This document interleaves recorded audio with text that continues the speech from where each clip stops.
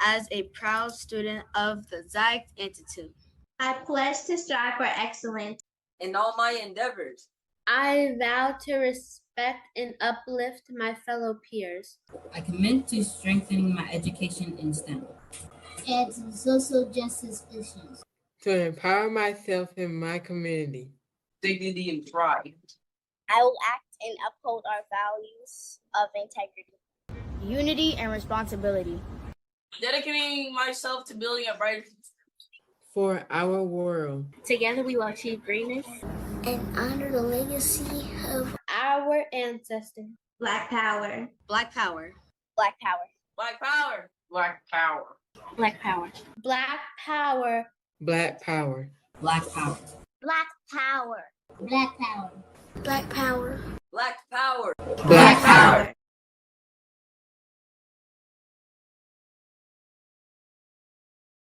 But I just want to remind everybody too to support Zyx, you guys. Please share this live. I know that this live is not one of the things that is going to necessarily bring drama, right? And all those things we like to watch that are very entertaining. But these things are very necessary, right? So if you're coming in and you're like, I got to go back to work or I can't stay the whole time, like the video, share the video, right? With somebody that may watch it or for their kids to see. But also keep in mind that Zyx is a school. So if you have Black children around you, whether they're your children or your family members, know that Zyx is enrolling.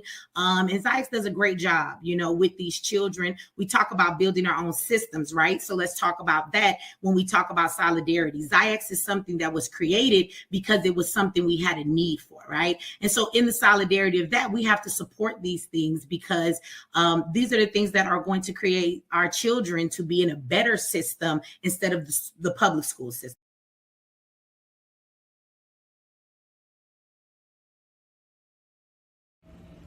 Peace, and Black Power Zyx Institute family. My name is Miss Marsha, and I am the co-founder of the Zyx Institute.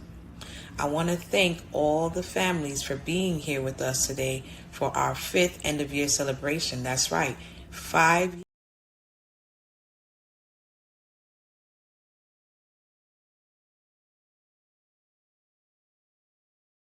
Hey, everybody, can you hear me in the chat? I'm sorry. I'm all over the place. Here we go, Brother Q. Here we go. Here we go. How we doing? Hold on. Can y'all see me? I'm over here. Hi, how we doing? I'm sorry, y'all. It's a lot going on right now. And it's not at the same time. It's like, a lot, and it's not. Say that at the same time fast. But today, is about exposing the community and pushing people to STEM and pushing it in the community as much as possible. It is not that easy. There's a lot of stuff going on. And first and foremost, the world is changing right in front of us. And most of us are trying to figure out how to survive this new reality, and not to say only reality, but the reality that things are changing immensely in front of us, like every second. And my goal and the organization's goal, the people involved's goal, is to stay steadfast in our push through whatever's going on to get in our community to be involved in STEM, science, technology, engineering, and mathematics. And in doing so, creating events like these has been part of our, way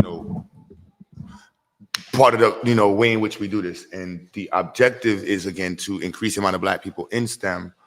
And this particular event, the EXPO, is centered on getting people to be introduced to different people who are involved in STEM, students who are involved in STEM, pushing STEM, and getting the entire culture, or rather the people who are involved with us in our institute and community, to embrace the idea of having a culture that's consistently celebrating STEM, pushing STEM, and talking about it as much as possible. I myself am back in school, double majoring, and I've been a STEM major since I was in school, and changing majors now to a different field, specifically in engineering, and seeing the predominant population within that field is Asian, just to be very clear. And if you go through many HBCUs, you'll see majority of the people who run the engineering departments are Asian people. And this is something that we have to think about in terms of how we're going to be developing our future, how we're pushing ourselves into the fields of engineering, the repercussions of not having a plan that's going to be centered on increasing the amount of Black people who are actively involved in STEM, and specifically engineering and being doctors, medical fields and engineering. And for me, I look at engineering and medical science as almost, hand in hand, brother and sisters.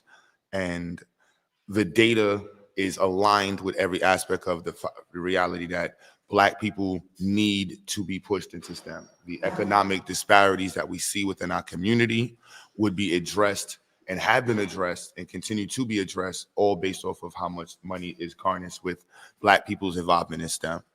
The average student who is graduating in 2025 this year in the Black community, the percentage of those students who are actively going to be able to be gainfully employed in STEM fields within 4 years of their degree is a reality.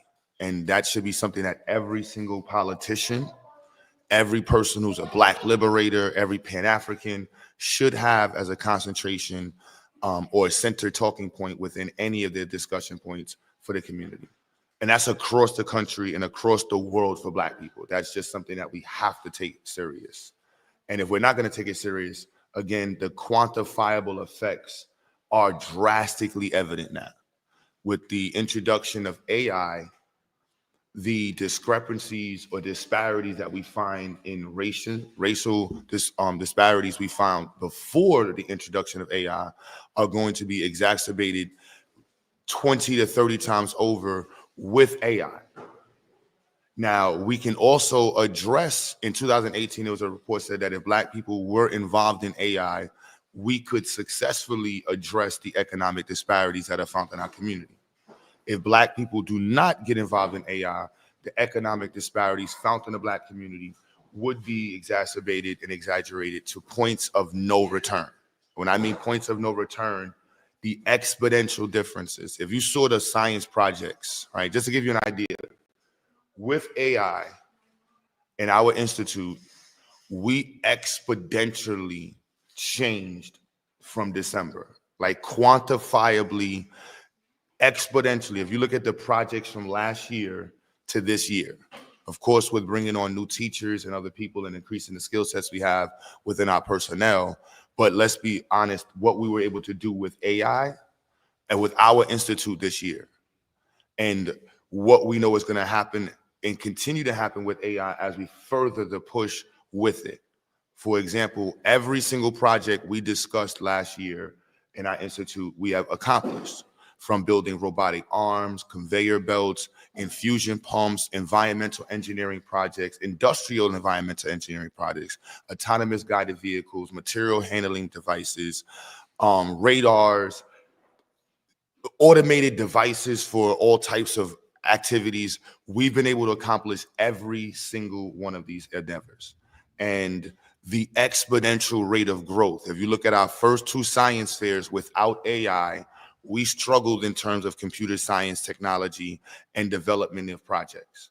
In the last 5 months, we have taken what we've done with our institute, and I mean exponentially. And when we say exponential, you should know what the curve looks like for an exponential graph. It's not a linear graph. The rate of growth change is exponential. That's why we say exponential. And we want to make sure that we understand that if you do not use AI, the same institutes that we were not able to work with. So understand, anybody who viewed our science fairs in the past and saw students and projects, they were amazed by it. I want to be very clear. Other institutions and schools were not up to where we were at in December. Where we are in comparison to every single thing we've done up to December, we are almost 10,000 miles ahead of where we were in December. On paper, then you understand how far we are from public schools now. So if public schools are not using AI and advanced engineering strategies and strategic strategies in terms of literacy, they are shorting the community. Majority of public schools in America, Black children make up a large portion of the public schools in America that are struggling in America, who are underfunded and who do not have access to evidence proven strategies and resources to increase their literacy and the access to STEM. So if a child who wants to be a doctor doesn't get her first 100 hours on a microscope or dissections until she's in college, she's already behind the curve by 1,000 miles. This is before AI. You're competing with an Asian child who spent their first 5 years of life making microscopes, 7 years dealing with microscopes. And not saying every Asian child, but the ones who are top class. And unfortunately, there's a lot of top class people coming out of these communities.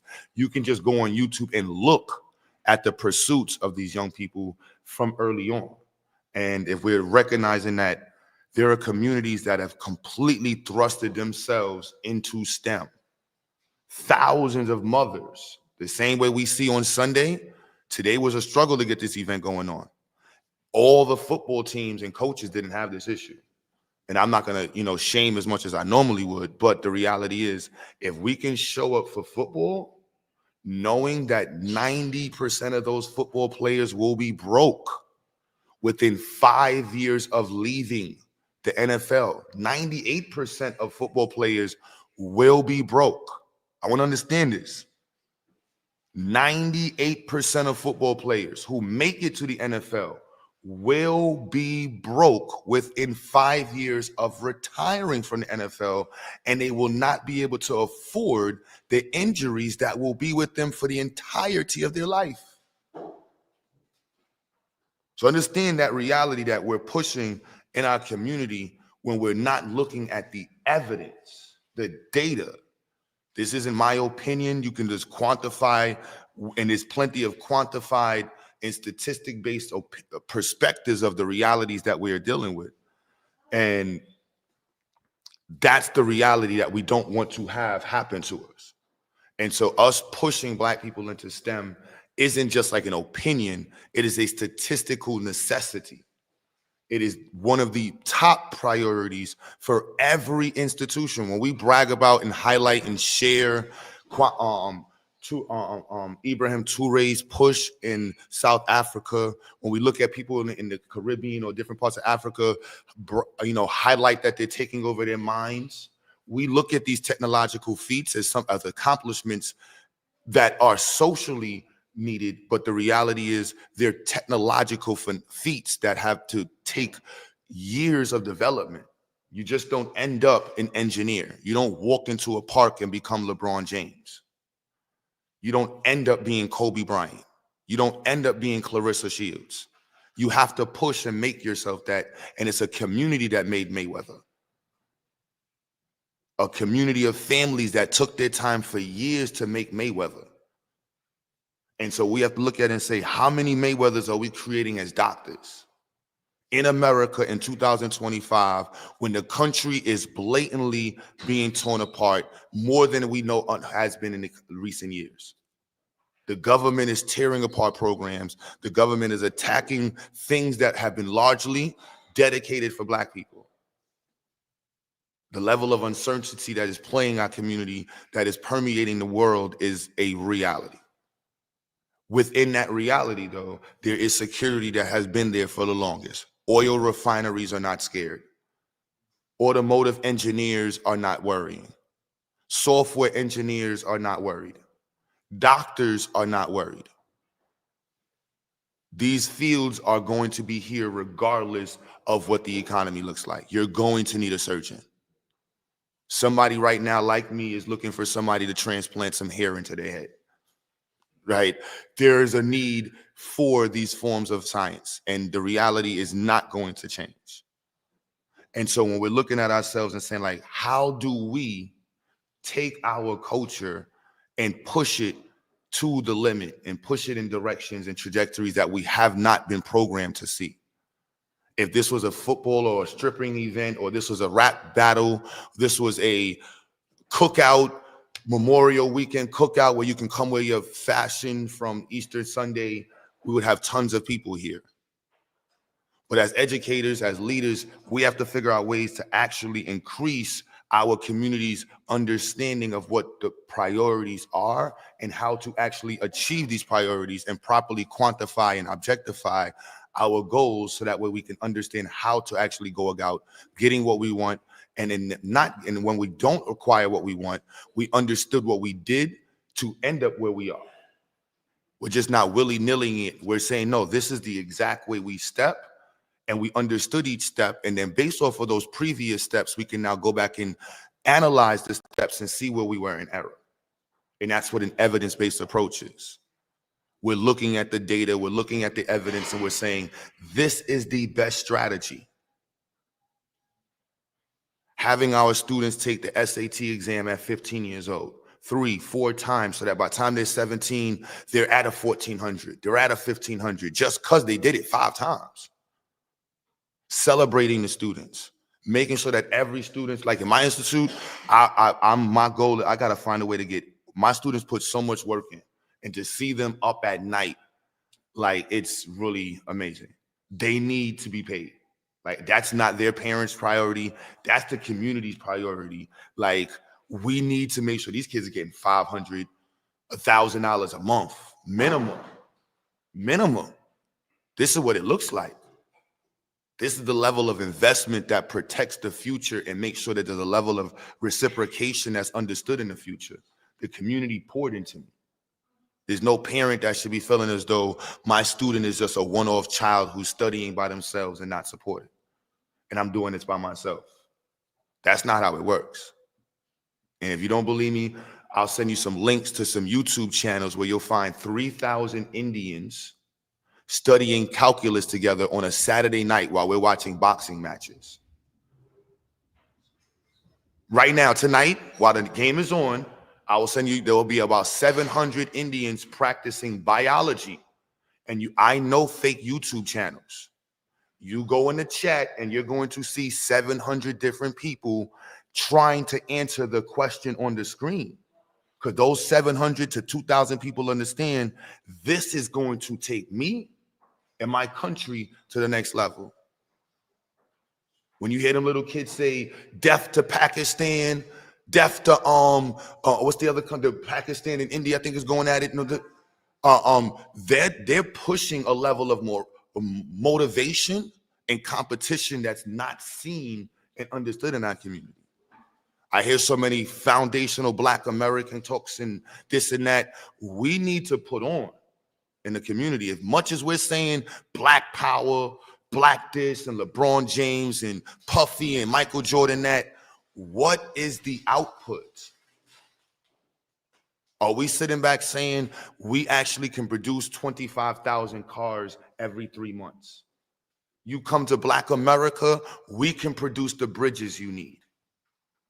You have a manufacturing plant, how many and what type of products do you need and what's the time frame? You have issues in your city, what do you need fixed?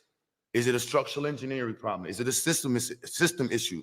Is it a civil engineering problem? Do you need mechanical engineering? Do you want to increase your output in your country? We Black Americans supposed to be in the front of the conversation. We're not. We're not even in the conversation. That is a drastic issue, and I'm not blaming white folks. I'm not blaming nobody. I'm just being 100. This is 20. We have to be in the conversation. Every country from Trinidad to Jamaica to Guyana to Burkina Faso should be looking to Black America and saying, we got support. We know we can turn to New Jersey. We can turn to California. They got 1,000 Black engineers that are not coons, not sellouts, not weirdos, who are ready to go. They got 1,000 young sisters ready to come up and say, no, you need a hospital?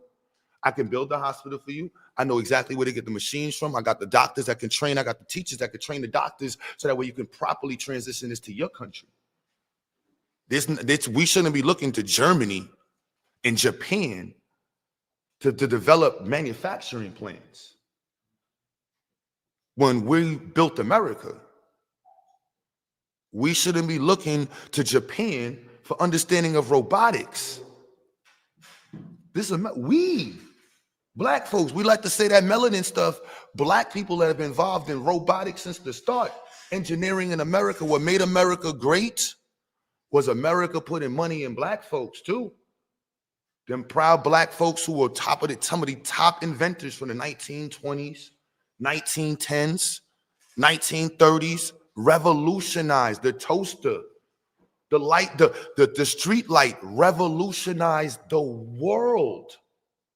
The door lock, navigation systems, the two-stroke lawnmower engine, the four-stroke engine, the transmission revolutionized the world. Basic electrical devices that we look at like it's nothing now. We pay $10 for it at Target and Walmart for a toaster. We made those. We contributed to things that make the world feel like a luxury. Surveillance systems, closed circuit television, the tube television, broadcasting systems. There's not one part of science we haven't been involved in. But now this is where I get to point the finger at white folks. They did a hell of a job making sure that we were not involved publicly. They did a hell of a job making sure that silently we were in the classrooms and publicly we were jigaboos and rappers and dancers. We have to flip that script now. I don't care if you Sexy Red, Tupac Shakur, what's Unc that got the big teeth? That from the BDGD Unc? I don't care who you are. The pressure we need to put on the community, if you're not pushing STEM, you are the issue. I don't care if you're a 5%er, Nubian, Moor, Hebrew, Republican, Democrat. STEM is the first thing. How are we increasing the amount of black girls who will become birth doctors, labor and delivery nurses? How are we increasing the amount of black anesthesiologists within 4 years? What is our plan to increase the amount of automotive technology specialists within the black community? If these are not your talking points, I don't hear you. The leading causes of death in the black community are all related to STEM. Heart disease, diabetes, economic stress. You don't make enough money. You eat bad food. You live in an area that doesn't have the proper STEM tools to alert you or defend you from the contaminants within your community because you don't know chemistry. You don't have enough people in our community that can analyze the chemicals that are detrimental to our community. So if we want to play the game of design, we can say that, but not when we have LeBron James. We created LeBron James. We created 50 Cent. We created Diddy. We created all of these people in the community. Whether we like them or not, Sexy Red is a multimillionaire known by millions of people. How can we get from Sexy Red to Professor Dr. Blackman, whatever doctor you want to name? See, I proudly am hood, and I'm proudly very educated. I can dance with the drug dealers. I can dance with the electrical engineers. And our community is made up of drug dealers, electrical engineers, teachers, police officers, military, pure military, ex-military, coons, sellouts, snitches, rats, everything you can name. But we need every single one of them to be on one accord on this one. I don't need you to wave no flag with me. I just need you to understand, you see a black kid, you need to push that black kid into STEM. You see a young adult between the ages of 18 and 24, life is not over at 18 or 24. I didn't do my first calculus class till 27. I'm doing differential equations at 44. Life just started at 25 for me. I didn't even know what music, I couldn't count a beat in music at 24 years old. I've been an audio engineer since 25. So you don't limit yourself. When you see that young brother, 18 years old, flipping burgers, wearing Jordans, hollering at girls, you smack him in the back of the head and let him know you got 4 years of niggotry left. Each year cost you $30,000, $40,000. If you didn't make it, you lost it. And that's a little bit. If I 18 years old are making $100,000 a year, you lost $100,000. Now, if you only perceive yourself as a 30,000-aire, 50,000-aire, that's what you lost each year wasting time. flipping burgers at Popeyes, or who I don't know who sells burgers and chicken wings, or you dip the chicken wing, you flip the burger, you grab the fries. Our 18-year-olds need not be doing that. If we don't have thousands of young 18-year-olds involved in research, there's millions of dollars each year going to Asian communities and white communities for research. 16-year-olds, 15-year-olds, thousands of dollars a year for research. Each child. The world knows in order to make the best, you support the best. You don't stare at them and say, how's it going? You invest into them. You pour into them. And you make sure they understood they were poured into.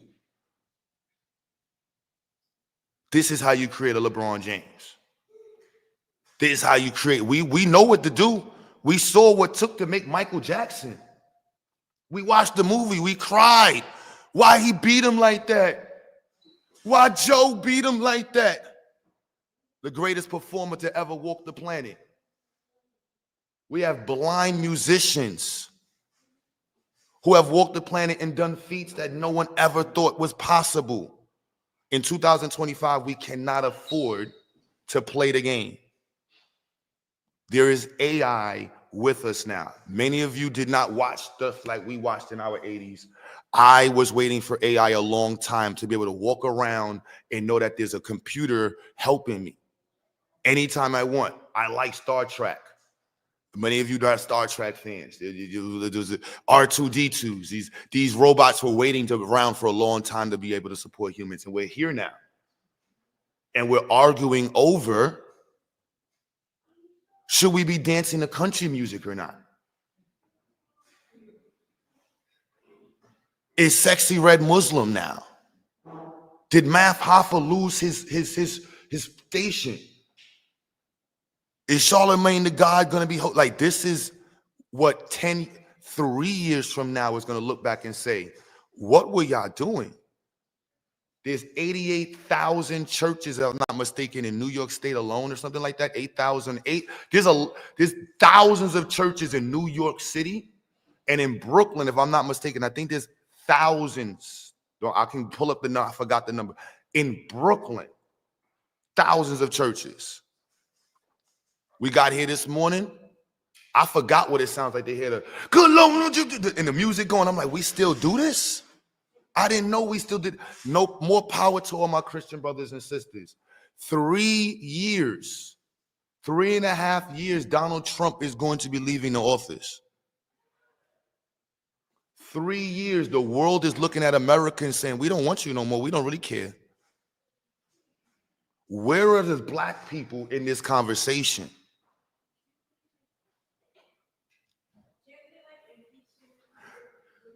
That's white folks waiting on white folks to do white folks stuff. Black folks need to put all the fact folks information on black folks. Like, in 3 years, you'll be halfway through college. That's my priority. I want to understand this. My son is 16. We got 1 year. I don't know high schooler, in my opinion, should be doing senior year in school. That's a waste of time and money. That's 1 year of college you just wasted.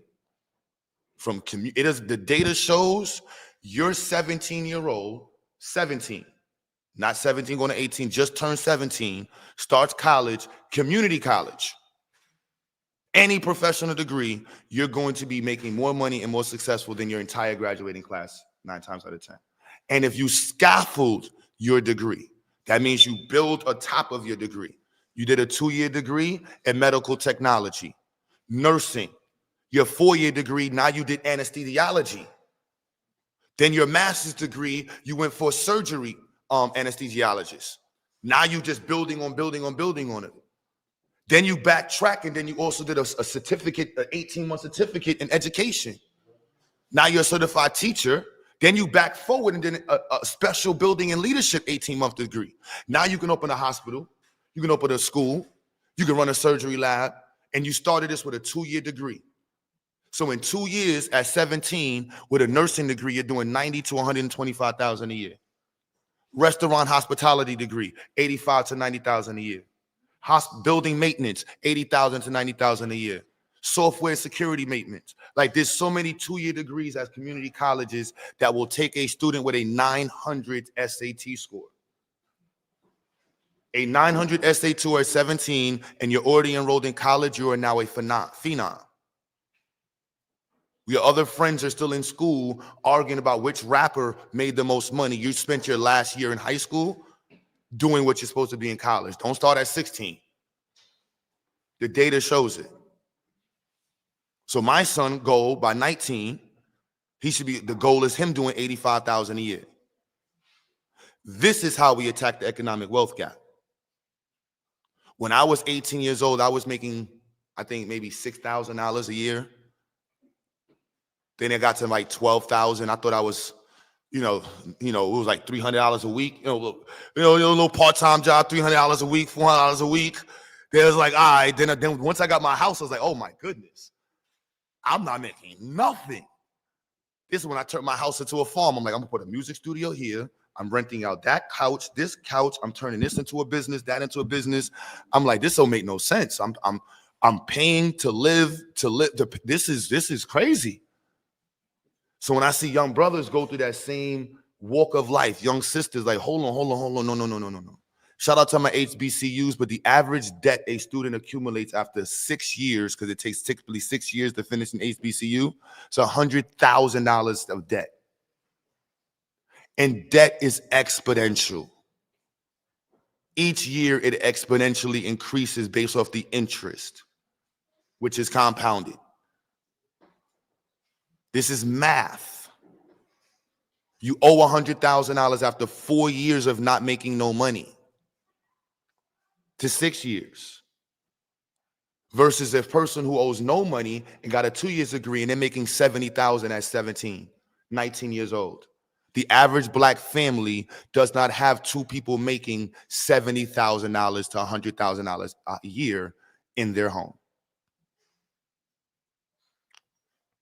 You add a third person, all parents listening, one of your children who comes home making $80,000 a year at 19 completely changes your family's position, especially if they're not a coon or a sellout.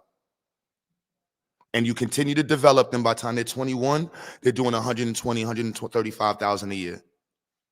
You have 3 children doing that. You have $1 million, $250,000 annually coming into your home now. This is what Black Power sounds like. This is driven by data. This is not my opinion. You ask any electrician, any carpenter, you didn't become an electrical engineer, it's no problem. You were good enough to become an electrician. You make a decent amount of money being an electrician, a carpenter, auto mechanic. But we want to start that when? We want to start that conversation yesterday. Huh? Oh, my bad. What time is that? 5:03. All right, so I'm going to talk for 5 more. I'm going to stop running my gives. My bad. I was ready to go. So, and shout out, we got 170 people watching. That's actually better than normal. That's not as many as we normally should have, but shout out to everybody who is watching and supporting. I am going to have some students. You just joined the meeting? You just joined? Oh, all right. We're going to have some students present who didn't get to present yesterday. This live will stay up. So if you're a student watching, the link is in the chat. Please click the link, turn your camera on. We're going to have some of our professors speak. Now, before I go on, let me preface this as I was saying. I did not do the best job as I could with promoting the event. And I've learned this year, right? So I'm in school full time. Mom's Dukes died in December. That rocked my year.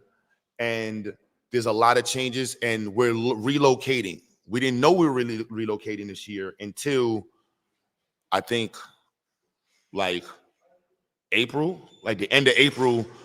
You know what I mean? Like a Jewish dude walked in the building like, hey, I'm pretty much buying this building. You don't have a lease, right? And I'm like, what do you mean we don't have a lease?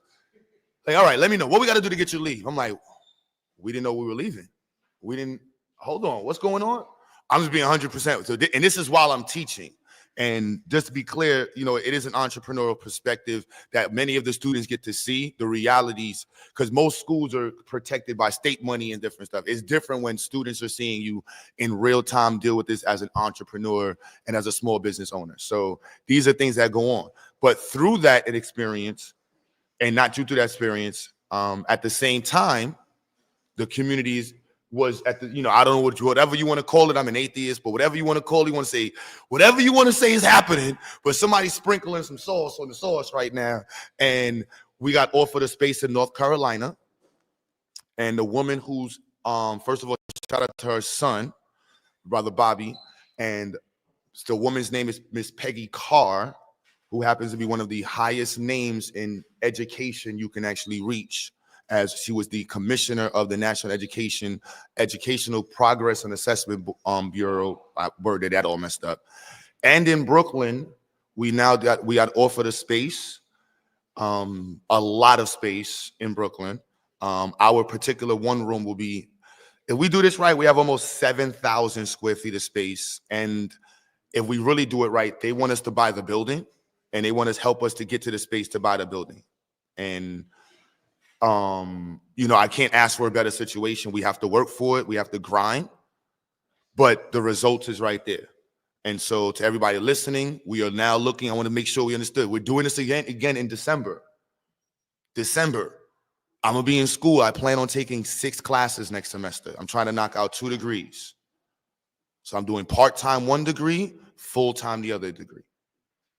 To be clear, I'm letting everybody know that right now. One of them is my education degree. The other one is I'm doing a mechanical engineering degree. So let me be clear, I'm gonna get my butt kicked with that. My wife is also in school full time, right? So we're short-staffed, right? I want to be just very clear, we need help, right? We have a lot of resources and the space we're gonna have. Everybody keeps asking me, shout out to True Storian. I don't know how we're gonna make it work. We're gonna make it work. I have to make it work. Right?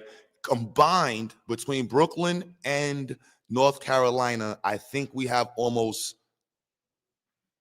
20,000 square feet of space. Right? Between North Carolina and Brooklyn combined. In Brooklyn, we have, with the new space, our main dedicated room is 3,500 square feet. We're going to partner with the owner on another space in the space that'll give us another 3,500 square feet. And then we also have access to the event space in there. So our next events next year, later this year, will actually be in our new location.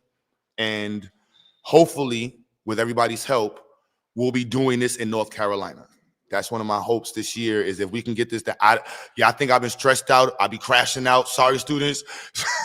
But if going full time, and we want to do this. If we can do this, not if, is how can we do this in North Carolina at the same time? And understand, we're in the Brownsville of North Carolina. I love it. We're in the hood, Kinston, North Carolina, and we're in the real Brownsville, New York. And so we're doing work in real time, and this is happening. There's no like ifs, ands, or buts. And so we don't want to have a short-staffed event. We don't want to have a short-staffed institute. So I'm publicly stating we need help. I need help. Right? This little mission that came up in here, and there's people that's here and all over the world that's involved in it. And we can actually take it to the next space, take it to the next space and level if we all push in and we all dig in and go. Pause. We have to reach to that level. I got to, you know what I'm saying? I got to pause that. That was crazy. So again, New York and North Carolina, we're going to be adding a CTE program, career and technical education. We are actually going to be expanding to young adults and adults. So we'll be adding an 18 and above program. The goal is to be offering certificates. Everybody knows the OSHA, fire guard, safety, beautician certificate, doula certificates. Anybody who's a licensed, certified teacher with certificates such as OSHA, fire guard, or anything of that nature, if you are in New York or North Carolina, or you have or you're certified to teach online, we are looking for CTE professors and teachers right now to introduce for next year. We want to be able to offer this full time so we can attack the adult population. We want to be able to state that how many adults are we actually helping each year change their life? We want to be an avenue of space, of resources for people who are 18 and above, who can say, look, I went to Zyx for 6 months and I was making 13,000 or 23,000 before. Now I'm doing 55 to 80,000. Like, it's really about the money. And the money is really about the education. Someone yesterday was saying CTE just means you're going to end up being a bus driver. No. And there's nothing wrong with being a bus driver. You know what I'm saying? Like, we need you to be gainfully employed. My father told me this when I first signed up for college. He got upset. He said, Q, I don't want you to be broke. Go, remember the chief? Y'all remember the chief paper? He's still around. He said, go get the chief and apply to every state job. He just didn't show me the evidence that, no, it's mathematics. You're 17 and a half years old doing 60,000 a year. After 2 years, what are you going to buy? You're 17 living at home with mommy and daddy. What are you going to buy $30,000 later? You already got a car. You bought jewelry. You bought Jordans. You took a trip to Miami, Mexico. You balled out. You spent a bunch of money on your ex-girlfriend, your ex-boyfriend, and you still got your next check coming in. You still live at home with mommy and daddy. It's mathematics. An 18-year-old working in sanitation is not a bad thing. And in sanitation will pay you to go to school. MTA will pay you to go. Most state jobs pay you to go to school. UPS and Amazon. It's just us being aggressive with each stage and population within our community and being accountable for what the numbers state. If you're 22 years old making 22,000 a year, you're in a bad space. And your parents and your community did not set you up to be in a good space. That's just the facts. If you're 17 years old and you don't have support for the SAT, if you're 17 and black and you have not taken the SAT, statistically, you're shooting yourself in the foot. If you're 17 and you took the SAT once, you shot yourself in the foot. If you're 17 and you haven't applied to at least 30 different STEM-based colleges, you're shooting it. And it's not you. Your parents and your community are not looking at you as a financial aspect. I see each and every one of you as a tool for empowerment. 20 black kids in a room, 15 years old. In 5 years, 10 black kids in a room, 15 years old, to me, represents at minimum 500,000 a year. With failure at 17 and 19, at failure, I can produce that. With success, that's easy, $1 million, $2 million a year. Easy, with just 10 kids living in the same district. You know what that does? You know what that does to the local stores who now have people who are not using SNAP, using what they can bring in better products now. The politicians can now look to us and say, those 10 people alone have enough power to put me in office. The average budget in New York City for the local councilman is like $10,000, $20,000 to get in. He said he's helping the mayor run. They're not even running. We're not even running with $1 million bags. And it's all connected. So if our politicians don't understand, right, that our money is connected to our education. If our black liberators and Pan-African scholars don't understand that the money is connected to the liberation. And the money is not the liberation. The money is what we transferred from our education as a tool to transfer other things as for us to acquire resources. But there's no trade-off right now. Senegal is not saying, let me call up all my peoples in New York because I need 7,000 electricians. They're not saying, let me call up Tyler Perry. I know you in Atlanta. I need like 4,000 mechanics, man. We're trying to revolutionize this. They're not calling up Chicago and saying, yo, we got a whole bunch of building maintenance engineers and people who can build structures. They're not. So what are we saying? And as a Pan-African, Black liberator, Black nationalist, Zayx I can't sit here and not say this. I would be an educated idiot. And I don't see no white folks in nothing I do.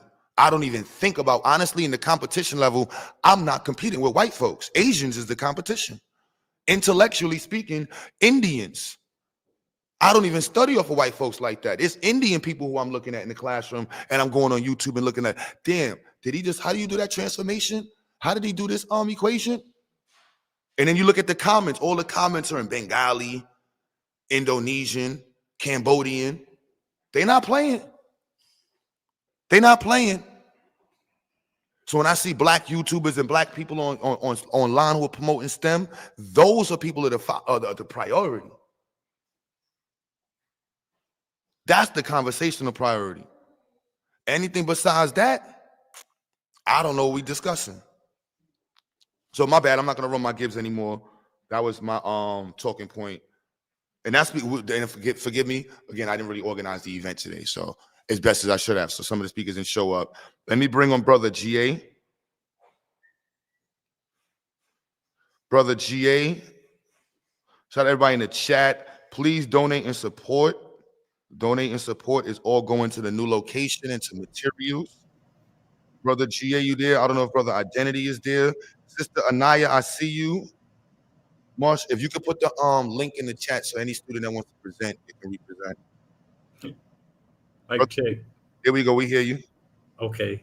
Damn, bro. You tough act to follow. Okay. What'd you say? I said you're gonna be a tough act to follow. So this is Brother GA. He's our software. He's a computer science engineer and scientist and software developer who teaches computer science at the institute. And he and I, Brother Brother Identity, Brother E, he's the electrical engineer. Brother Dot, he's the STEM teacher for the younger grades. Brother Amen teaches science, and we have teachers from all over the place. And so Brother GA, he and I, not to say specific, brother, we've been doing some stuff with computer science, man, and we have some plans for next year and what we're going to be introducing. So you got the floor, and I hope Brother Damo, I asked Taz, I did ask some of the YouTube family to do a quick presentation and help, tie it in together. So I'm gonna shut up. You got the floor, Brother GA. Oh, okay. So hey, will I be able to share my screen on this? Will I be able to present? Yes, you could. Okay, let me see something. Give me a second here. I am YouTube slow. Yeah, bro. You done made it hard on me. My bad. No, but it's cool. It's cool because you kind of hit on a lot of stuff, man. Let me see something here. Right. I normally don't talk too much. I'm like, it's cute. Let's go. Go on teacher mode. I'm ready. No, go on and do you. Hey, this your zen right here. This your zen.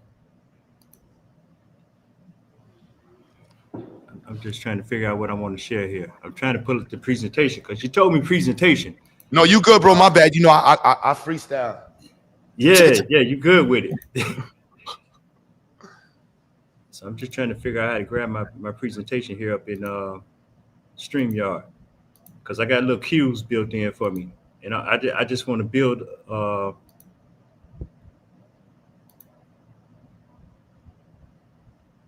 of where you were at.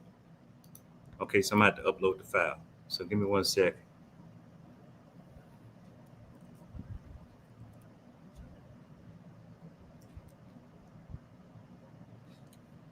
So give me a little ad lib while I navigate to this file.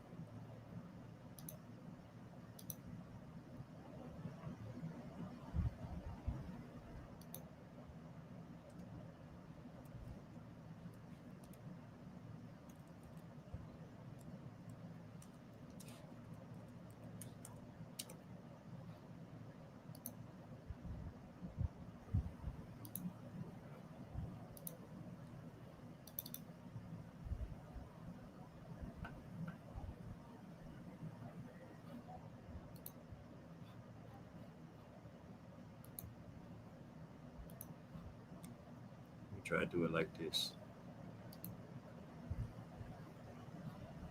While he's getting ready in the chat, if y'all could put the GoFundMe in the chat or the Cash App, all support goes. We're still raising money for the space. It is an expensive space, I'm not gonna lie. And rent starts the day we move in. Wow. Let's be clear, it starts the day you take them keys. You're like, oh, all right, 30 days later, I see you, right?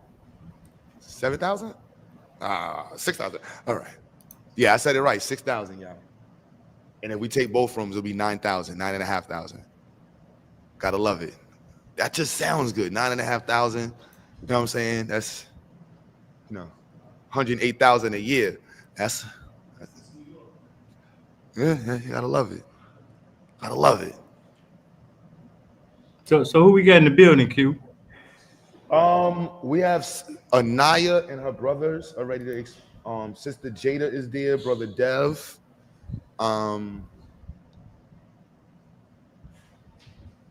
So if you want, I can have Anaya. Anaya, you want to let her present and then you come back up? Yeah, go ahead and let her do that present, and then let me get the get this brief moved to somewhere where I can upload it. All right, Anaya, you can turn your camera on. You ready?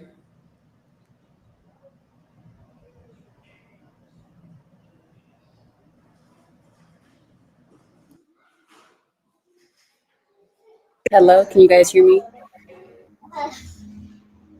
Can you guys hear me? Yeah, we hear you. You hear you. I'm about to lower my camera down, but once I lower down, you won't be able to hear me. So you got the floor. You good? Do you need to share your screen? Yeah, because I'll be talking, showing what I have of my project and also presenting my slides. No problem. Okay. Yeah, that's not the grandma. Grandma got a white card.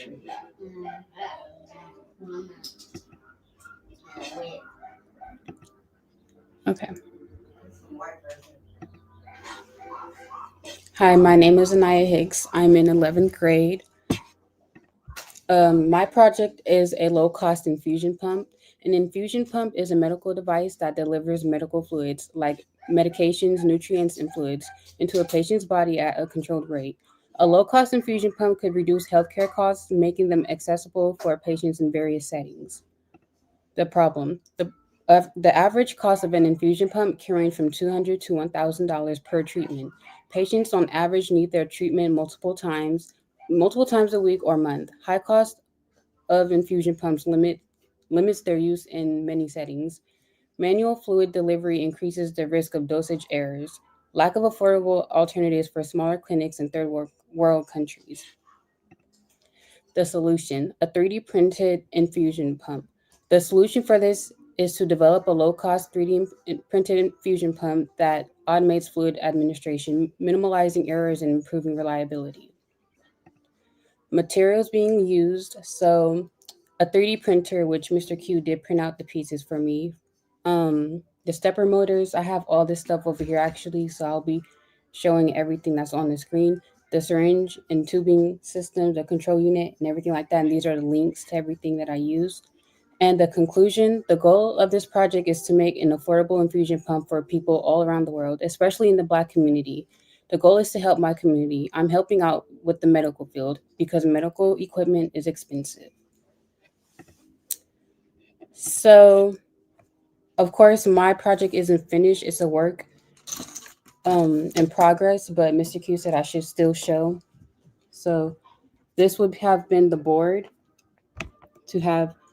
This would be the this is the Arduino board, and then these are the wires and the LCD screen. Now these will control the infusion pump, which this is 3D printed right here, that Q printed, and this is a syringe for the infusion pump, and that would control what's going in and out of the pump and exactly how much is going in. Of the wiring and everything is still a work in progress, but that would be my project. So that was my project. I also wanted to talk about how, wait, where's Mr. Q?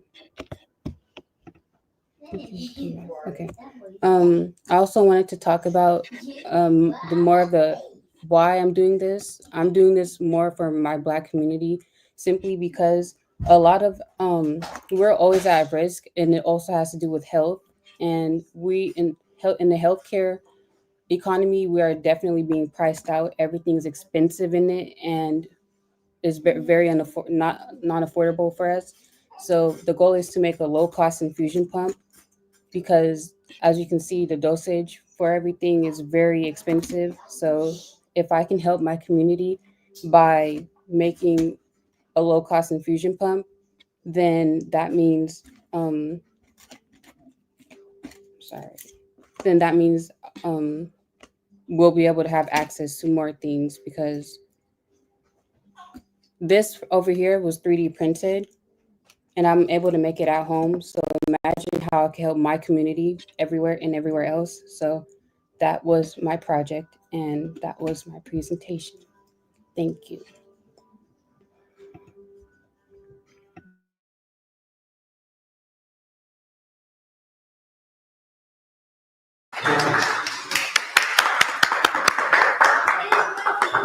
Very good, Anaya. Thank you. I was wondering where you guys were at, but No, I'm sorry. I had. let me turn my camera because last time I presented here a few times actually, but I was asked questions. So I Yeah, I'm didn't. trying to get to the. Where am I at right now? Let me fix the screen. There we go. And there we go. All right. First and foremost, what grade are you in? I'm in 11th grade. Beautiful, beautiful, beautiful. Um, how do you feel about STEM education? STEM education, I actually left STEM education because I feel like STEM is everything. STEM is everywhere around the world. And I feel like if you get into STEM, you'll be able to get into everything else. I love STEM education and I think it should be enforced all around the world, especially in the Black community. Mm.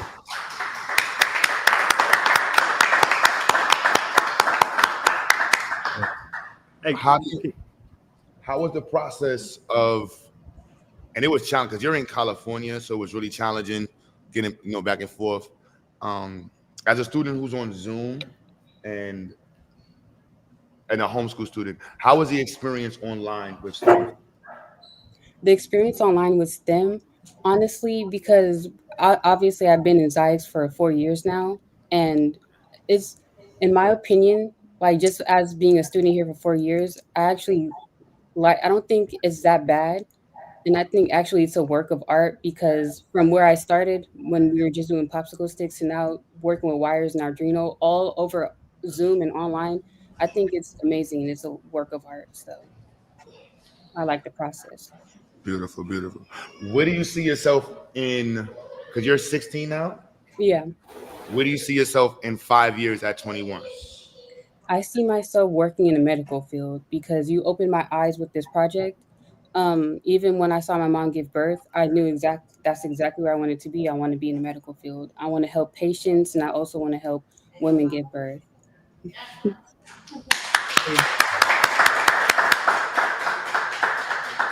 Hey, Q, can I ask a question, bro? Yep. Hey, how much does that infusion pump? What's the cost of that cost-based analysis of that? I'd say it was about $50 just with the pieces alone, and then now with the 3D printer, Q printed this for me. I don't know the cost of that, but all the pieces and the boards and the Arduino and the kit, it was about 50 altogether. That's bananas because when you think about that infusion pump, it's used for stuff like treatment for cancer patients, patients who have illnesses, and to get treatments for those type of diseases or whatever, and the costs associated with one iteration of treatment. I mean, it could easily be 5 figures. So that's bananas. Yeah, in my opinion, that's exactly why I wanted to still talk about my project because people are paying thousands just for they could pay thousands just for a few trips and a few pumps of their stuff, but my pump alone at home was $50. So I think, yeah, that's what I wanted to do. Yeah, I love that design. Thank you. Let me ask you, what are some of the skill sets that you've acquired at Zyx in the last, like, since you've been here? Could you list out some of your skill sets? So for the last 4 years, I've actually been taught how to work with my hands. We've been using popsicle sticks, glue guns, and then now we're using Arduino kits and boards. So I've definitely been able to work with my hands more. I've been open to doing more things, especially in that have to do with STEM, and then opening up to more projects, like more than just building a bridge or a house, which building a bridge and a house is good too, but I've definitely acquired the skill to work with my hands, use my brain, and definitely do research. Oh All man, right. hey Q, can we get a real time, just on the spot question right here? Yep. Hey, so Anaya, Mhm. when you first got introduced to Arduino and where you are now, how, can you give us a little? How did you feel then, and how you feel now? So with Arduino, when I saw the wiring and the kit and everything, I was very confused and I was thinking, I'm not sure if I could do this, which I don't usually doubt myself, which I wasn't doubting, but I was just looking like just at the look of it, I was like, this is definitely going to be hard. But then once we learned with all the teachers, and then once I got hands on with the kids, now I'm thinking it wasn't hard, just it looked hard, but now that I'm thinking about it, wasn't hard. It wasn't too hard. It's definitely a challenge, but I think from when I started from now, big difference, big change. So Yeah. Okay, I appreciate that. Your teacher probably was slow and just wasn't Mhm. good. That's probably what it was. And glad you were able to overcome that, sis. Good yeah, job. it's a lot, but Awesome. Last question for me is, how do you feel about young Black girls in STEM? Because Mr. Q, I'm kind of tough, whatever. mhm. How do you feel about pushing and being an example for other young Black girls like yourself to see and be involved in STEM? I feel that because when I first got here, I didn't know too much about STEM, but now I love it. I think that's where I want to go with my life. I wasn't really thinking about my career when I first got here. I was about 13 when I no 12 when I got here, and I was like, what's STEM? Like I didn't care for STEM. But seeing that I got my hands on projects, seeing that I was able to do what I wanted to do, and seeing that I could accomplish whatever I look at as long as I have the hands on ability and actually work through it, I think that all Black girls need to be in STEM, at least introduced to it, because you can look at something and you're like, I don't understand. I don't get it. I don't want to do it. But once you actually accomplish something, now you want to do it. And I think that's what everybody's experience in STEM should be. So I think young Black girls should definitely be involved in STEM. That's what I'm talking about. And where's Miss Marsha at? Because I said this. Miss Marsha is actually also in school to be a midwife, Mhm. and she's halfway through her degree. And I've been telling her, like, yo, you need to broadcast that you're bringing that to the institute. Like, there's a lot of women who are I don't look at babies and think about anything involved with babies. But I know, and I'm not saying it's a gender thing, but I know that's something that first and foremost, it's a survival thing. Black children survive statistically more with Black doctors. Black babies statistically live longer and survive the birth process with Black doctors, and midwives and doulas increase the chances of a Black baby surviving the birthing process.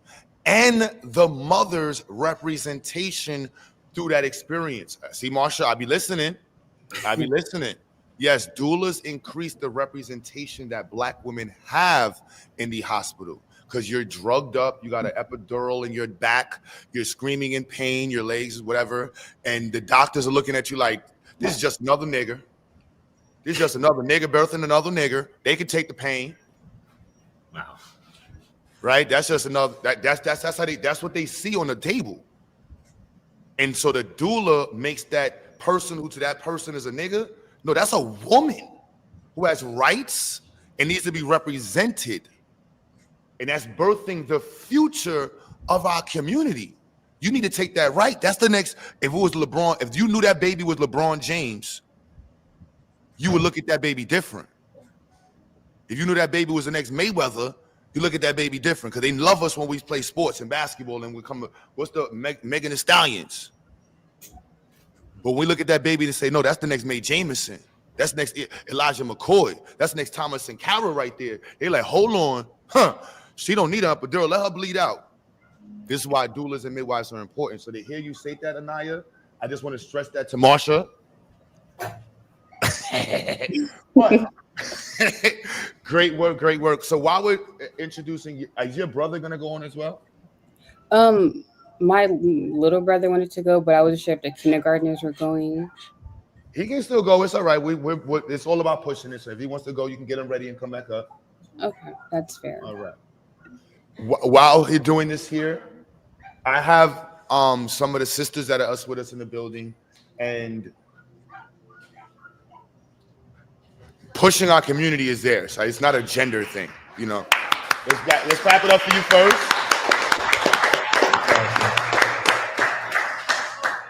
Also, I want to buy her and her brothers a 3D printer. And I would love anybody listening. I want all my students to have 3D. If the Black community is to compete, we need 3D printers, rapid prototyping. That's what I was going to say. Her design skills, she can 3D design. She knows how to use Tinkercad.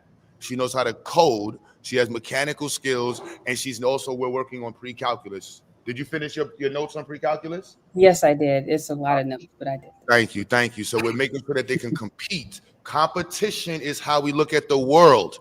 Biologically, emotionally, whatever other thing you want to throw in it. But we look at the world through the eyes of competition. We want to create the next LeBron James and Michael Jordans of STEM, right? With swag, right? We want you to walk on stage and walk off stage like 50 Cent. When he didn't get his award, I don't even care. I made more money than all of y'all this year. Y'all a little young, my bad. Y'all don't remember when 50 Cent didn't get his award. But for us old heads, we remember that. So sis, yes, thank you. 3D printers are $50 to $150 all day. Y'all send one to Q. That is a fact. But we want to get not Ender. The Enders we're giving away an Ender, but I'm going to be honest, I'm a little bougie. So we want to get our students bamboo printers. They're like $399. I'm going to be 100% with y'all. And if they're a family of 3, they need one. If there's a 1 student, they need one.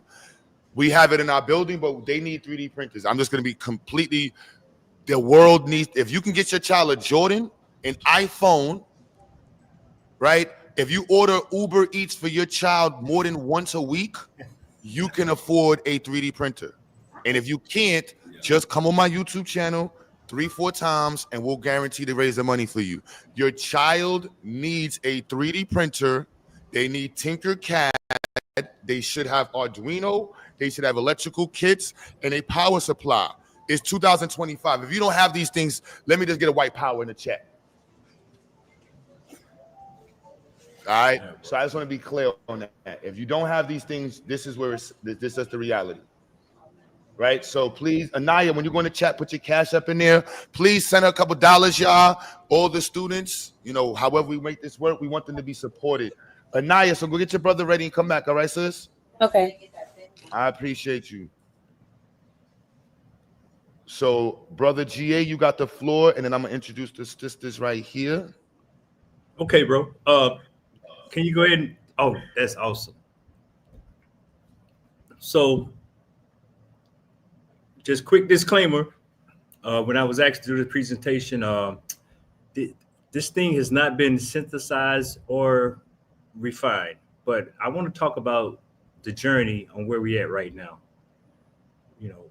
From where Brother Q and I started with this thing, he wanted to introduce a computer science curriculum to ZIEX. And we came together and started building on that, and here we are. So my name is G.A. Price. I have a dual major. I'm not a computer scientist. I am a CIS major. I have dual majors in software development and database design, and I also have a major in network management with a minor in business. So there's a difference between the computer science and computer information systems. One kind of focuses on the theoretical aspects of computer, all the models of your operating systems and all the data structures and database, not database, but algorithms one focuses on mathematical models of that, and then the CIS major is more along business applications. If you think back to like the late 80s, early 90s, when you had distributed networking started to take off in businesses, that's where this field kind of started to take off and emerge. So along the timeline, looking at me, yeah, I would have been a young head back then. So that's just a little bit about my background and how we got here. So this right here, I'm trying to tell a story and present to the stakeholders. I'm gonna focus on the T in STEM, which is technology. That's kind of where I fall into play on this. And one of the first things that the students at Zyx and I looked at, and that was our day one orientation. It was an introduction, and we went and looked into occupations.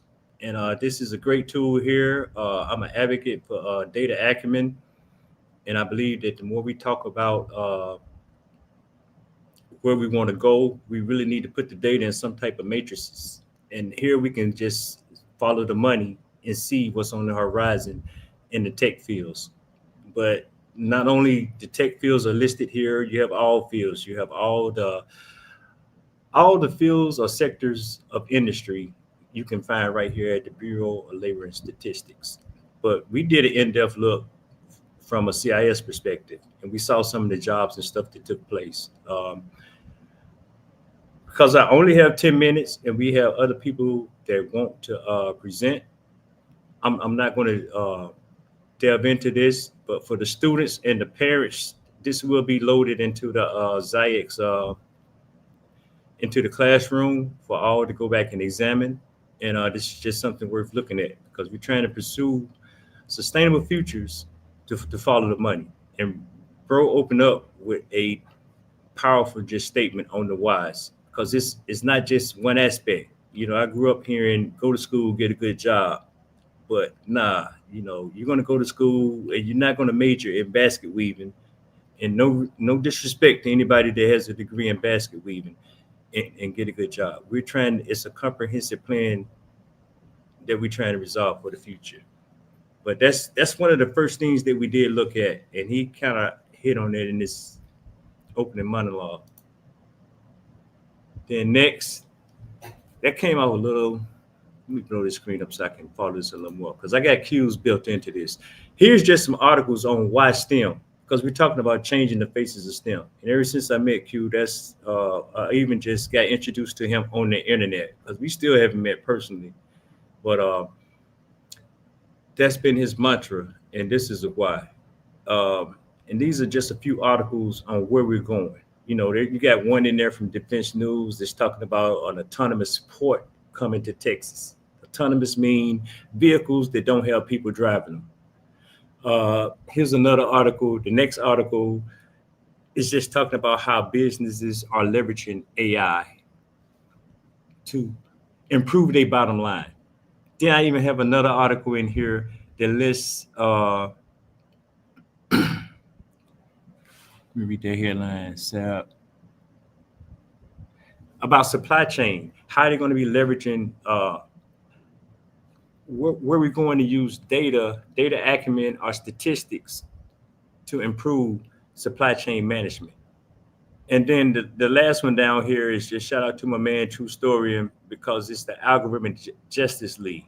So there's an ongoing discussion on should we participate in this or should we not? And the thing is that we're going that way regardless. And this is where everybody is moving towards. So you can either go along as a hostage and be mad by 2050, still be angry black man and black woman, or you can get on board and get into conversation. So this Algorithmic Justice League is all about getting black biases into AI. And I'm really surmising everything, but that's something imperative that we have to participate in our own success. So I only got 10 minutes. So I'm trying to tell several stories and reach all our stakeholders because we have our champions, we have our students, and we have the community. And I want to tell some of the stuff that we first went to with the students. And this was one of our second lessons. We looked at the history of computing. And the biggest takeaway from this was right to the far left, you got an image of, I think that's Babbage's tabulating machine, and then we got the ENIAC. That tabulation machine was in the early mid 1800s, 1850. Then you got the image in the middle is the ENIAC, and then to the far right you got the integrated circuit, which really kind of revolutionized how computing went. And we kind of looked at the history of that. But the key takeaway from that, as we were studying this, we saw a whole lot of white faces in the inception of the whole idea of computing. And it was kind of twofold there. That's a social thing that we wanted to convey there, but we also wanted to make people understand that these are machines. Ain't nothing magical about computers. Moving right along, we started to go into some of the concepts. So even though I am a CIS major, we still do CIS principles, and we talk about a lot of the theories. And one of the things we really looked at was the base 10, because that's the unitary, not base 10, binary numbers and hexadecimal numbers. We spent about 2 weeks on that because this is the underlying principle of that. And right around between this slide and the next slide, that's where we kind of transition, because the slide in the middle is the Tinkercad, which became a hub for us. And the slide to the far right, it's just a snapshot of the Arduino's integrated developers environment. It's kind of where we really just kind of took off from there and started to gain some traction on moving forward. So I just got a little thing here where opportunities are booby-trapped with challenges, because there was a challenging time. Brother Q, he makes appeal. We talk about the support. You have to understand that we got students across different regions of the country. The students are on different platforms. Some are on PCs, some are on Mac, some are on Linux machines, some are on Talents. So we had to find a platform that can support all this at the same time and still try to convey these new concepts of computing. And that was challenging, but we ended up and we found the Tinkercad, which is what you see in the middle. And that became a repository. It's a web-based platform where you can do coding, build circuits, and CAD design all in one place. And we have a nice repository of projects and applications that many of the projects and simulations that you saw using microcontrollers and yesterday, they all stem from the stuff that we talked about here. Also, we built on the computer from the coding perspective or the computer science perspective. We learned about some data structures. We got a slight introduction into that, and we went in. We went in and talked about some algorithm, not a whole lot of algorithm, but we just talked about stuff, different functions and applications. So I'm saying all this to say that we have so much more that we want to cover. We only scraped the iceberg on the curriculum that Brother Q put out. And, we did run into challenges, but we do recognize the opportunity and we up for the stance. Just a shout out to any of my developers out there. We do need more volunteers. Another beautiful thing about this was we had oh man, did my slides go away, Q?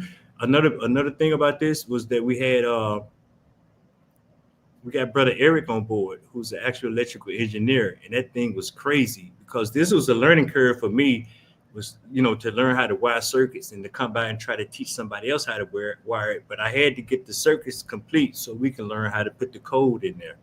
So, but the beauty of that was that we would go over something or he would cover something and then they'll get so there was a reinforcement there. So hopefully they got a better understanding to the engineering and the whole management of power and things about circuits. So there probably are some things that we're going to do differently coming in the future.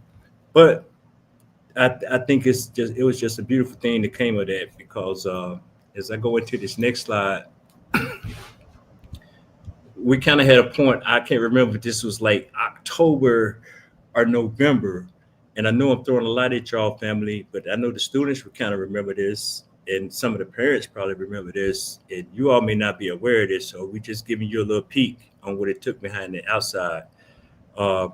just look into the science fair. I think we right before the fall break, right after the fall break, somewhere in there we had a break and we started prepping for the science fair, where we really focused on developing research and skills. And I got after hearing Sister Nadiria yesterday, I mean, I really thought about that'd be a great opportunity to introduce project management into a curriculum. I don't know if we can do it into that week or whatever, Q, but that's just a thought that I grabbed and it made its way into the slide. So yeah, but this is opportunity for the students to develop communication skills, contributions to the community. Brother Q's approach to this was, hey man, identify a need in your community, and then find out how to make a better mousetrap or make it cheaper. And that was kind of the approach. Then we also learned how to research the competition. And just looking at the far right of here, our competition is Asia. And I just put this up here because generally when you say Asians, we always want to think maybe the Chinese or the Koreans or whatever. But if you start to look at some of your neighborhoods, like I just recently relocated to Houston, and there's a whole lot of Indians here. They're in the medical fields. Brother Q alluded to that there are heads of departments at a lot of our HBCUs. They are here, and it happens in plain sight. And we're kind of like innate to it, or not paying attention to it, or we just wake up one day and be like, where they come from? And once again, angry black men and angry black women. So, but the approach to this was just trying to resolve an issue for the community. And shout out to Dr. Lamb, because last summer she introduced me to a whole EPA thing, and we really just took off from there with an initiative that we got with the whole water sensors and the air sensors. And yeah, but this was about the science fair. And one last thing, I'm kind of ad-libbing right now though, but I do want to I want to remind you all that Brother Q is a science advocate. So one thing that popped in my mind, I am not a teacher, but we can wherever we are, become affiliates under his umbrella. He's already registered. So if we really want to push this initiative, I want us to galvanize around this whole STEM thing. It's not just STEM is a verb or whatever. It's actually, these are fields that we really need to just integrate into our conversation. So by this time, this is 2025, 2026, maybe we'll have, hopefully you're going to have at least one node under your umbrella, Brother Q. And hopefully we have even more. But, we really learn how to just research the competition, and just from this stuff really kind of just took off from there, because we really found out that we weren't as far behind in where we are as we thought, because he really kicked some doors in and impressed the competition in the far right corner. So last thing. So this is where we at. We still have so much that we want to do. We only tap into the very tip of what we wanted to achieve. But we have gone leaps and bounds. We never even thought we would have been here. And I probably left a whole lot of the story out. But things like a computer lab. You hear bro say, you've even witnessed him say, hey, I got a student that needs a computer. I mean, I think he got 2 students' computers, because that makes a huge difference when you're doing distance learning and someone is trying to learn how to program and build circuits on a tablet. And they already youngins, the little ones, they get so frustrated when they don't get it right. But it will be nice for us to have something like a computer lab at Zyx. We want to make a cloud presence. And just move forward like industry, so we can show you in real time. You can just go to Zyx and find out what the weather or what's the regional or EPA concerns are in different areas. Bro shared something about, we had so many conversations late night, and I fell asleep on them a couple of times. But late nights, wee hours of the morning, but we talked about not just being a school, but a research institute. And we have traction and research going on in the areas of the Internet of Things and environmental research. We also have ambitions to go looking at some autonomous vehicles and robotics and just other things. So that's where your support comes in. And then just I threw this in earlier today was the post-secondary education because Ziax is putting out college students now.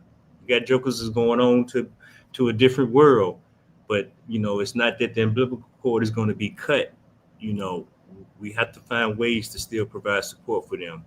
These guys put in so many long hours. You don't know the Friday nights that they're in there into the wee hours of the morning trying to get these projects lined up, dialed in, and going. And I don't want to end up rambling too much, but I wanted to tell the story and that everyone, all the stakeholders involved, all the parents, I want the students to know that I see you.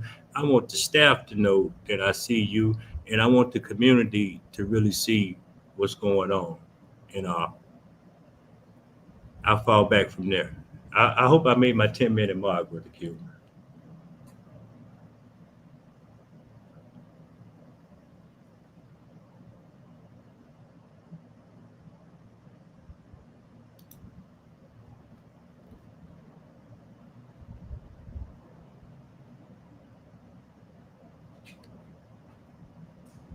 All right, now you can hear me. Oh, my bad. I'm sorry, yeah. Yo, brother G, I appreciate you, man. Heck yeah, B. Y'all can hear us online, right? Yeah, I hear you. I hope I understood the assignment, bro. No, you did excellent, bro. You did excellent. I want to shout out to everybody watching. I didn't get to invite Sister Dr. Peggy Carter to speak, but she's watching, and Brother Price, Brother Identity is going to try to speak. But more importantly, I wanted the world to see that in our community, seeing a community that's behind us, and whether it's small or large, how we project our story is how we choose to project our story, and that's our narrative. And so this is us being prudent and aggressive with our narrative. Let me move you down. And so I just want to make sure we understand that it's our narrative we're pushing here, yeah. And so part of this beautiful narrative are these three young sisters here. Brother Robert in the chat, Brother Meadow, I see you in the chat. Yes, shout out to everybody who's been watching. Please share the stream. We need all the support as possible. We want to make sure that this is not just hitting home for next year, but we are taking this and going above and beyond. So these three young sisters are some of the students in the program, and there's going to be other ones that speak in person and online. So they're going to talk about what STEM means to them and what was it like doing their projects and where they see themselves in 5 years. Very briefly, y'all got the floor. Okay. STEM to me means the ability. Introduce yourself. Oh. Introduce yourselves. My name is. Oh. My name is Shahada Nubian, and I'm in 10th grade at the Ziax Institute. To me, STEM means the ability to create. I feel like if you know STEM, it opens doors to many other opportunities. I think that it should be enforced onto the community. My project, the challenges that I've had, I wouldn't really say that they're challenges. I feel like it was all worth it at the end. So I didn't really have any challenges with my project. Overall, building is a nice experience. I like seeing things. I like creating things and seeing things go from nothing into something. And yeah. Oh, where do I see myself in 5 years? In school, studying. I want to be an architect. She's fine. That's perfect. Sorry. This is what it's about. I see myself. No. Let us see. This is what it's about. That's how we reproduce. That's what we do. In the next 5 years, I see myself in college studying to be an architect. Let us speak a little bit louder. Say it again. What do you see yourself in 5 years? Oh, in college, studying to be an architect. You should be finished though in 5 years, right? You should be finished in 5 years. Huh? I'm in 10th grade. You're what, 15? All right, so 6 years. 6 years you'll be done. Yeah. You got that first 2 years, you go to get the college degree first, now that's beautiful. Sister Nisa, nice and loud. Okay. My name is Nisa and I'm in 8th grade. What STEM means to me is like it's fun to learn about, and it's fun to learn about, and it's fun to learn about and getting to know it.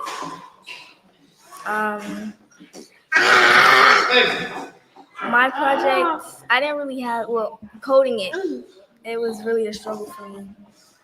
I made a robotic arm, and where I see myself in 5 years is studying to be a real estate agent.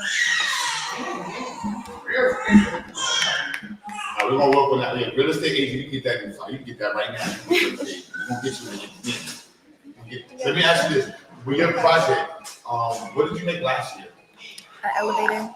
The elevator. And this year you made a what? Robotic arm. And you 3D printed it? Yes. All right, some skill sets right there, right? Some really high-end skill sets. We want to keep promoting those skill sets there. Let's dig into. You gotta lean a little bit more forward, all right? Hi, my name is Isis, and I'm in 10th grade. And what STEM means to me is like a new way, like finding a way to create something your own way and asking questions, and also problem solving. I made a hydraulic lift, and my hydraulic lift took about 7 months, both of them. And I 3D printed the gear to move the syringe. And the problem that I had with mine was finding a code that works, because we put the code on, we asked ChatGPT to create a code for these syringes to move my hydraulic lift up and down. And where I see myself in 5 years. Go more into that one. So what? So you made it trip. It's coded. How did you do that? What's some of the parts you used? Some of the parts I use. To make my project. I used a breadboard. I used Arduino. I used 30mm syringes and a tube to connect the syringes so that the air or water can move through them. I used popsicle sticks and I used wood to build the actual hydraulic lift. And yeah. Where I see myself in 5 years is studying to be a labor and delivery doctor. Another labor and delivery doctor. Okay. Let me ask you. So your skills. So you started this summer. This is your first year with us, right? Have you built this much in your life? No. Did you know you had this skill set to be good at building like that? Yeah. You know it already? Now, you helped a lot of students with their projects toward the end. What was that like? It was new because some of the projects I never actually did myself. So,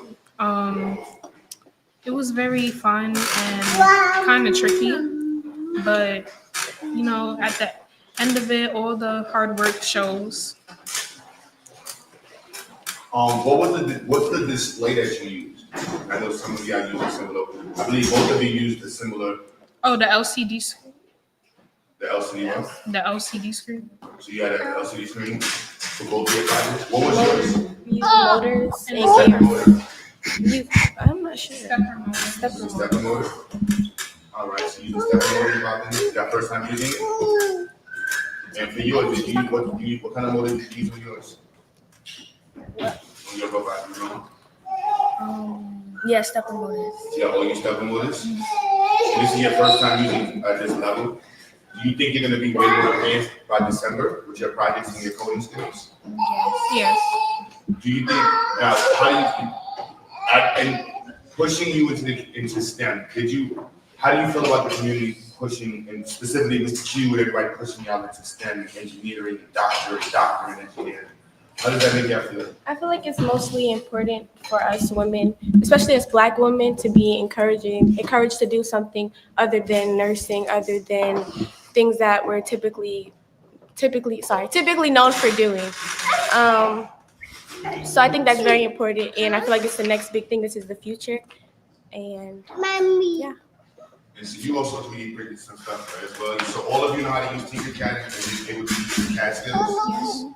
So right now, all three of you can design something from scratch with CAD. All three of you are familiar with microcontrollers, specifically Arduino Uno. Yeah, you guys are more comfortable with it, huh, Anissa? Let me ask you something.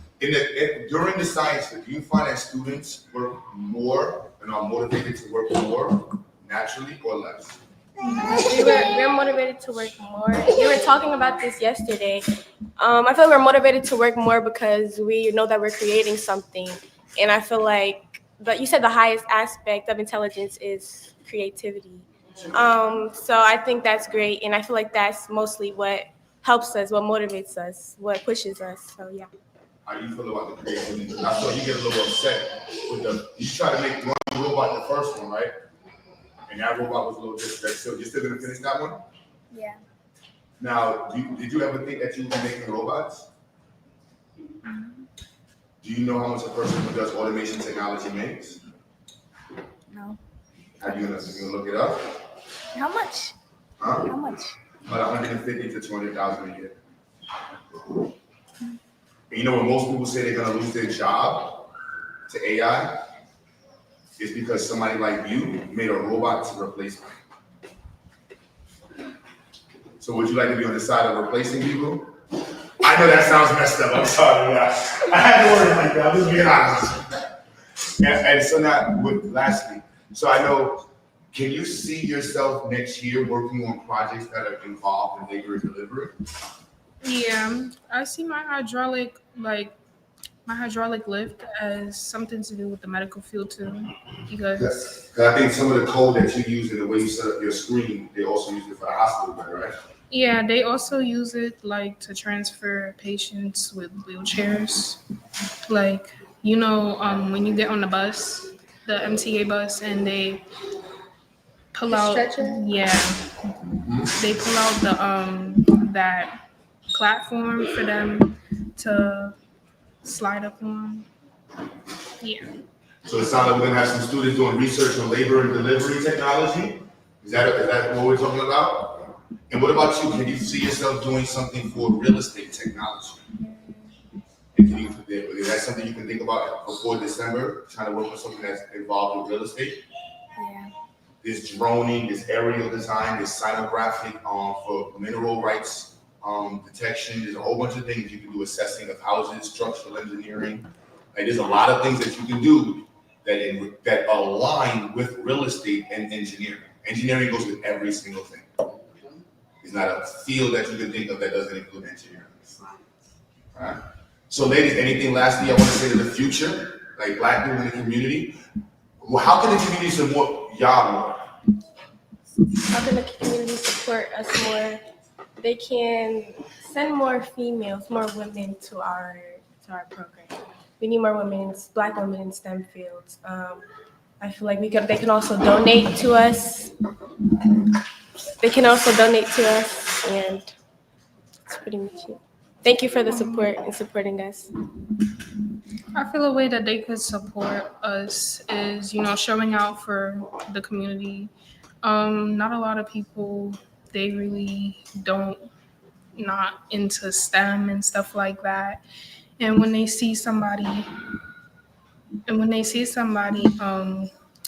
like me or like us involved in STEM, they're like, oh, that's nerdy or whatever. It's not really nerdy.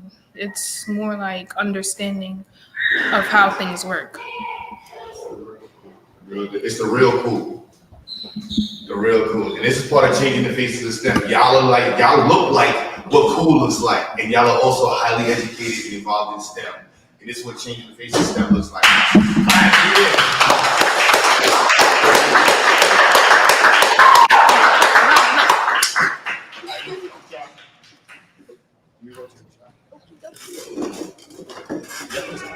Stand up. No, leave the chair. Leave the chair. We get the other three. So it's a mirror. See. All right. All right. So we have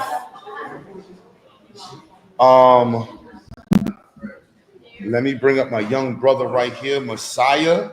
There you go. Messiah's online. There you go. Say hi. Hi. Go ahead and introduce yourself. What's your name? Hi, my name is Messiah Hicks. How old are you?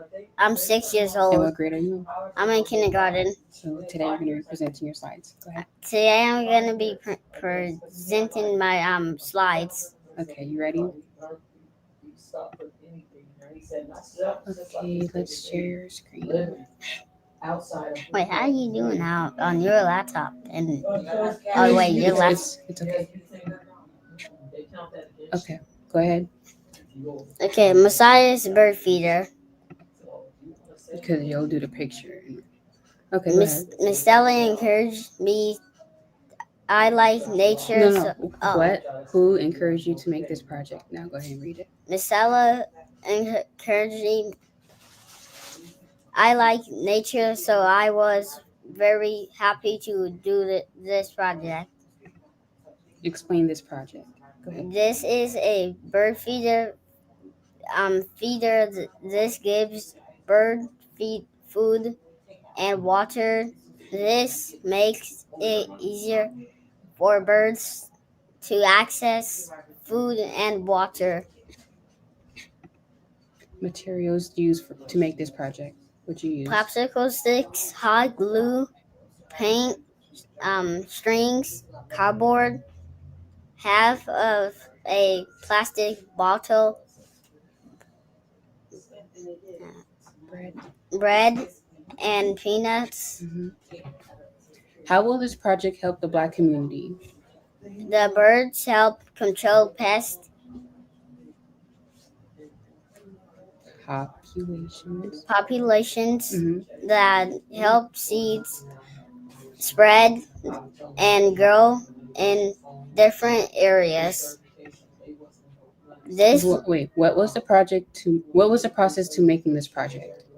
This project took time. I had to use hot glue and sticks. It took time for the sticks to dry. It took time painting and letting the glue dry. The science behind this project. The project. Go ahead. The studies show that feeders can aid.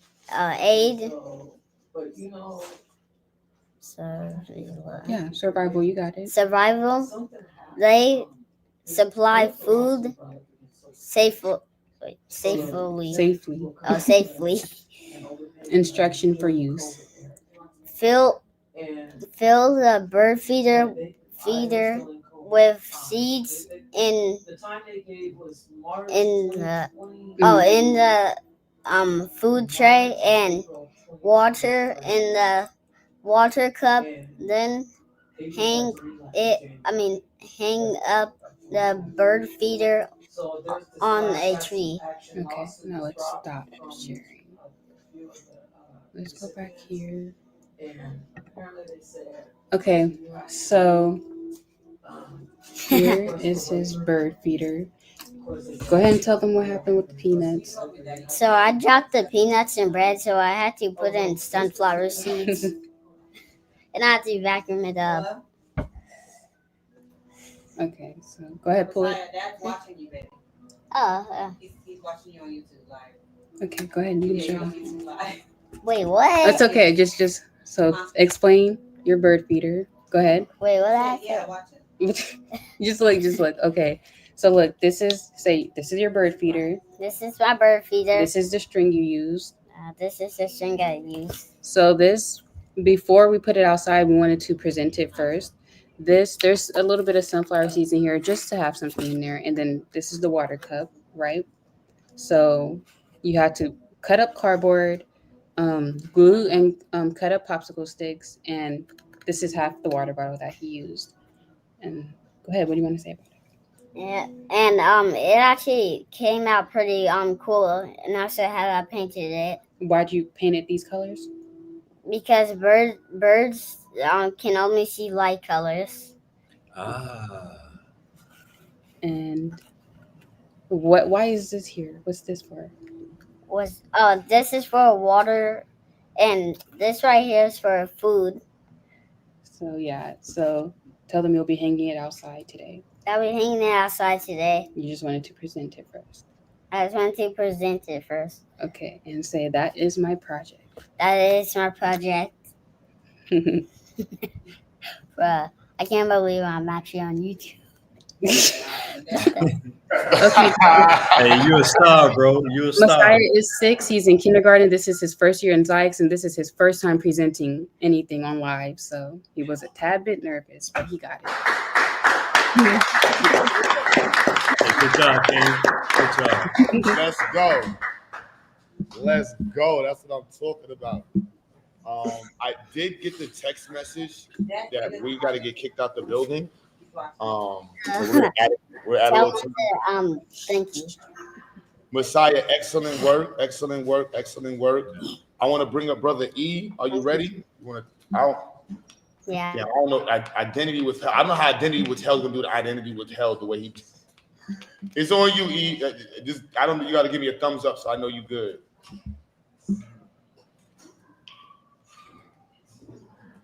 No, it's cool, bro. It's cool, bro. People that know me. It's all good, bro. So I know you gotta go, Q. I apologize for coming in so late. I'm actually in the lab right now, working on STEM, people, working on STEM. Once you get in it, you will be working for life. It's definitely an honor to actually be part of this team. I've been looking for somebody like Q to actually bring back my expertise. For those who don't know, I am in the engineering field. I'm an electrical engineer by trade or by career, not trade, but by career.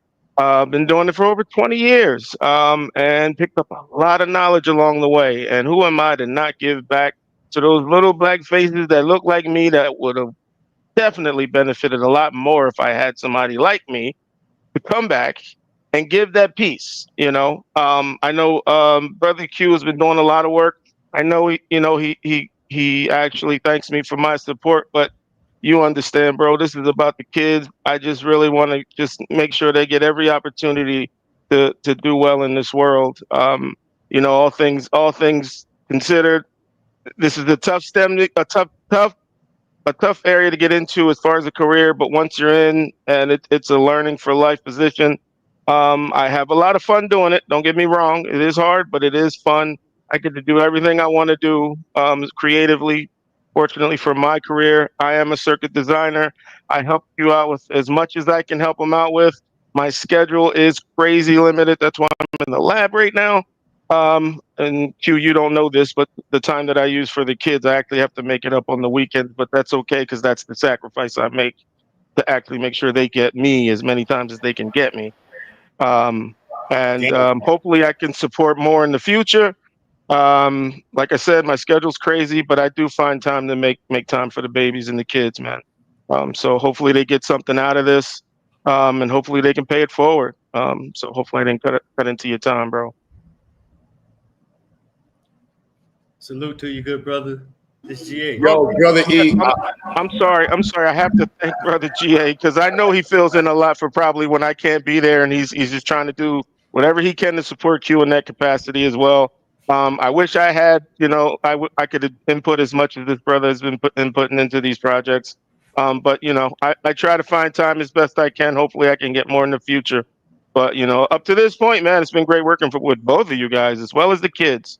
The kids have been amazing. I'm not going to single anybody out because I love them all. I just love to give back to them and, brighten their eyes on some of the things they may not have thought about, but at least spark that idea for them to investigate later. Like that to me is a big deal of how I got to where I am. That curiosity kind of came from within, but it would have came a lot earlier if someone actually showed me the way. So yeah. No, Brother Eric, and that's like to bring that back home. I want you to understand. So I have some of the people in North Carolina watching. Shout out to Dr. Carr. Shout out to Brother Robert. Where you at? And these are some of the professors, because it's the question is asked, like, how are you going to get this STEM program? And it's not easy finding professors and people who are willing to be involved. But once you find them, you know what it's like walking into some of these places. Like, no, we have an electrical engineer who's on our staff. No, we have a software engineer. No, we have a chemical engineer. They're like, where did you find black people who are pro-black, who are engineers? Where did you? And when I tell these Asian people, yo, they be looking at me like, I'm like, no, we have an electrical engineer. No, we have one already. No, 20-year experience. No, they're not. They do this by trade. Completely changes the ball game. Completely changes the ball game, and I can't wait to like really level this up and then be able to show this working from Brooklyn to North Carolina. I want everybody to understand that we can do. And technically, Brother GA wants us to expand to Houston. We're trying to make that a reality this month. Once he's settled up in Houston, and I'm going to be planning a flight to Houston in June, maybe late June or July. And if we can make this work, even if it's a small space in Houston, there's no reason why we can't do this. There's no reason. So let's keep pushing the threshold, and let's make sure that with this everyday thing about how we can level up. I want to bring Aubrey up, and then I'm going to discuss the brothers here. Sister Aubrey, are you there? Aubrey, are you there? There she go. That's my little right there. Oh, let's go, Aubrey. It's showtime. I hope I don't have to answer the question. Am I your favorite student? I can't say that. I love them all. I'm sorry. Go ahead, Aubrey. We only got five. You ready, sis? Yeah. But I mean, I'm gonna be honest, like, I didn't get to finish. But it is good to come on here and still do it without like just hiding under the covers, scared and afraid. Like, it's better to just come on here. Because I'm gonna feel very guilty. I already feel guilty anyway.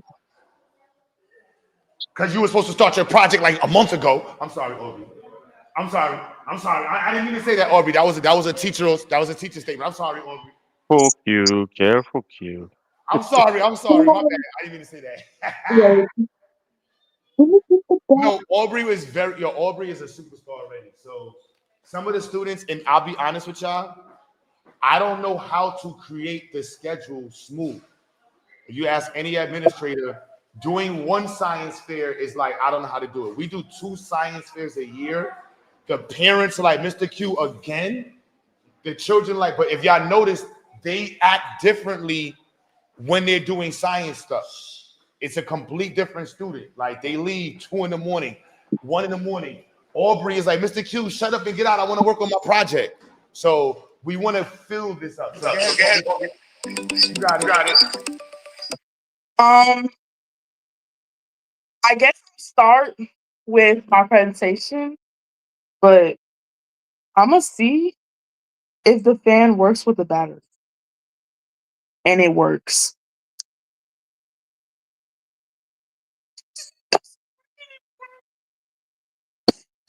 Well, let's go down. I got you, Aubrey. So what was the goal of your project? What is the problem your project is solving? It's just the back, like this battery works, and then like it doesn't work. Right. We can just show them what you have. Remember, the journey of science is not a one-day thing. It's not about instant gratification. It's a journey. It's a continuing journey. So you're doing a smart house, right? Yes. I know you put a lot of time into designing it. I like right there and stuff. Now that you need a resistor, like you can't just put an LD on it.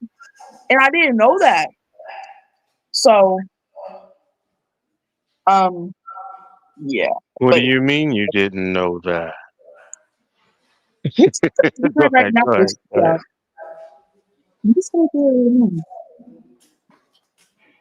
So she really went in on the decoration, which I was like, sis, is it a smart house or the decorative project? Say, Mr. Q, it's this decorative project that's smart. I'm like, all right. So yeah, you got to get it coded with Arduino, right? So you can have it as a smart, responsive house, right? But the thing I figured out is the white ones are like they're more stronger than the other ones. The other ones are more weaker when you don't have like a when you don't have like a resistor. So like I just put it on there without a resistor and it worked. But the LD will die fast. But Well, you're gonna finish it up. You're gonna finish the smart house. I wanna give you the reward for your house being fully coded and smart. We just added the smart house projects to the projects now. So that's where she's at in that club. So you have to get it finished, Aubrey. I want to bring you back up. If you're gonna continue this until December, we want that house fully done. All right. Where do you see yourself in 5 years? Or wait, when look. was that the fan? Is that It's the not- bathroom? yeah. She just, where did she go? I think she hit the button by accident. Hey, I'm back here. How we doing? Hopefully one of these students are going to invent something to help us males who deal with balding issues. Sorry. Yeah. Tablets. So sometimes it like these brushes, I guess. But let me ask, so Aubrey, you're doing the smart house, right? Yes. And so how long will it take you to get it fully coded? Will you have it done by the summertime? Yes, I'll have it done by the summertime. So I want to bring you back up before September so you can have your entire smart house completed, and then we can give you the reward for that. Oh. All right? I think slides. Like, I think people slide. Well, it's only because we're getting kicked out of the place right now. We're a little late. That's not your fault. I started late. I had a rough weekend. I was taking finals all week, and my hair is thinning, and my knees were hurting because of the rain. I don't life at 40 is starting to hit me. I'm not gonna lie. 38, 39 didn't feel like 38, 30, but 43 feels like 43. I'm not gonna lie. The Ford is a capital Ford too. My bad. I mean, I'm sorry. isn't it good at least? Isn't it good I still went on here though? No, you're doing excellent. We're gonna present again. I would like to make this online. If you ask me, I think we should do this once a quarter. Every 3 months, there should be some type of event pushing or involved with. In the rap world, if I was doing showcases, we would do showcases every 3 months to get money. Every 3 months, you're doing a new showcase. If you a rapper, you put out a song every 3 months. If you a business, you're trying to change your products every three. There's a new sale every 3 months in Macy's and Foot Locker. Every 3 months is a major sale. Like the world is centered around that. So we're gonna look at it from a cultural perspective. It's spring. What are we doing for STEM in spring? It's summer. What are we doing? We should be launching rockets, building motor cars, and racing boats in the summer. During the wintertime, we should be doing things that are centered on cold technology. Hey, Q, you got to write that down. Write that down, man. That's a great idea. No, write that down. I don't. Yeah, I definitely, Mr. I don't forget anything. I know even though shut up. Why you gonna say that? I forget a lot. But so right here we have a group of the young brothers in the program. Aubrey, we're gonna spin back and we're getting kicked out. So we gotta rush a little bit. That's not your fault, Aubrey. Mr. Q did not manage his time on marketing right. Thank you so much, Aubrey. You want to say something else before you leave? I want to say, even if you didn't finish your project, guys, come on here and like still present, even if you didn't finish your project, because you're gonna feel guilty. You're still gonna feel guilty. So if y'all watching me, still come on here. Like, I feel so shy. I'm already sweating, but I feel at least good that I came on here though. Like, I feel good that I came on here at least. Don't feel bad about it. That's what's up, When you actually get in front of your engineering team and you have to do status, you got to show what you're doing anyway. It's not done, but you just got to show where you are. So that's very normal.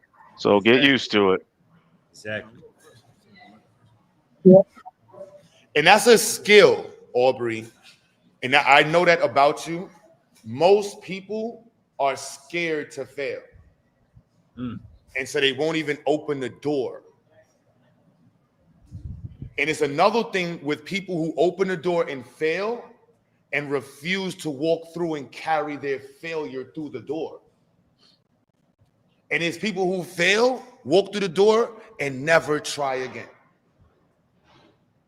There's a lot of lessons in the skill set and character that's built with accomplishing a win through a failure. You don't get to the finals and stay in the finals. You earn the finals. And then after you get to the finals, you earn a championship. You don't get your championship boxing belt and then you die with it. No, you got to protect it. It's a nonstop continuation in your progress, on your pursuit for success. So Aubrey, I really do appreciate you saying that. You are awesome, Aubrey. I have nothing but faith in your future. So pray on me, Aubrey. Thank you so much, Aubrey. Let me get to these brothers here. Good job, Aubrey. Good job, Aubrey. Great work, great work, great work. And she's all the way in Atlanta. Aubrey, let me ask Aubrey. I know I'm not supposed to be talking too much, but Aubrey, how does it feel having a program, being a homeschool student, online doing STEM in Georgia? Do you feel like the program is actually helping you? Yes, it is helping me. I like this program more than public school. Like in public school, I was like doing very bad. Like I had very bad grades. So like I'm not gonna lie, but I do like this. I like STEM and stuff. Like player, like you can't just do that to me. But I really like this school, and like it helps like kids be engineers and stuff. Like some people that like I talk to, they don't even know what an Arduino is. Like this man that I was talking to, I was telling him about this school, and he didn't know what a breadboard or like an Arduino was. He didn't know that kind of stuff, and I was like, oh, but I was just shocked.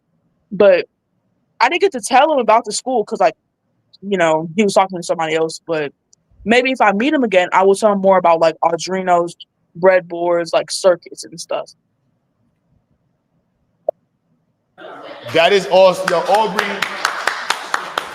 And also in the chat, so one of the parents in the chat, her daughter's Nadira. She just said she needs help getting a 3D printer.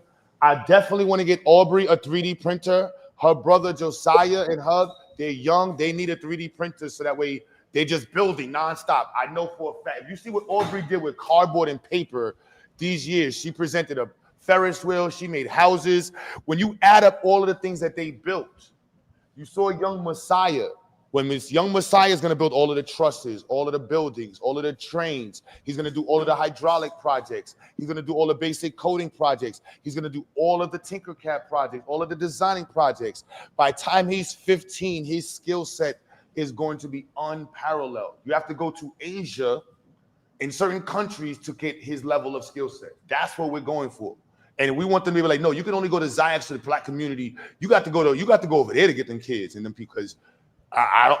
Where else you going to learn mechanical advantage, forward mechanics, inverse and forward kinematics? Students that are highly understanding of the applications of mathematics, right? Not just saying I could do algebra. You understand how to use the math, and that's what I'm struggling with as an educator to really infuse with every year. How do we infuse the literacy component so that way these brothers are just not saying, I did a calculus, I did algebra. They can show you, right? This is part of the reason why I went back in school my damn self, so that way I can level up what I'm doing with the program. So I'm not just talking about engineering. We have a computer software engineer, electrical engineer. I'm in school for mechanical engineering. I want to make sure we understand, and I'm on school for teaching technical education. So it's not like I'm in school just a random education. I'm in school to learn how to specifically teach technical education because STEM is the priority. And I'm at the top technical school in New York City.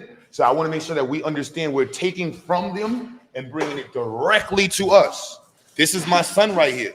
My son is going to have to take linear algebra, differential equations, physics 1, physics 2. He has the books right there. He's in college in September.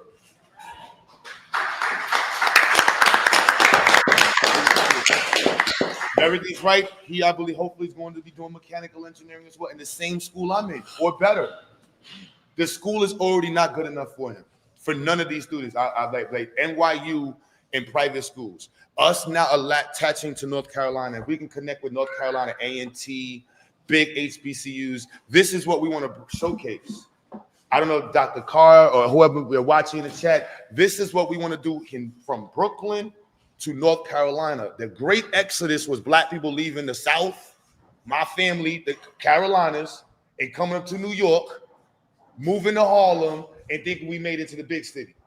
And we've been in the big city struggling for 100 years, dealing with big city politics. And people been in the South, struggling in the South, dealing with big South politics. And now it's 2025, and we have merged, which is what it's supposed to have been.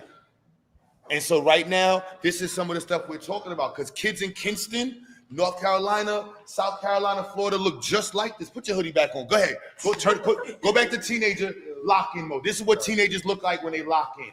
I don't want him to not lock in. This is what a teenager looks like who locks in. This is not a YN. This is a YK. A young king. These are YKs on the pen.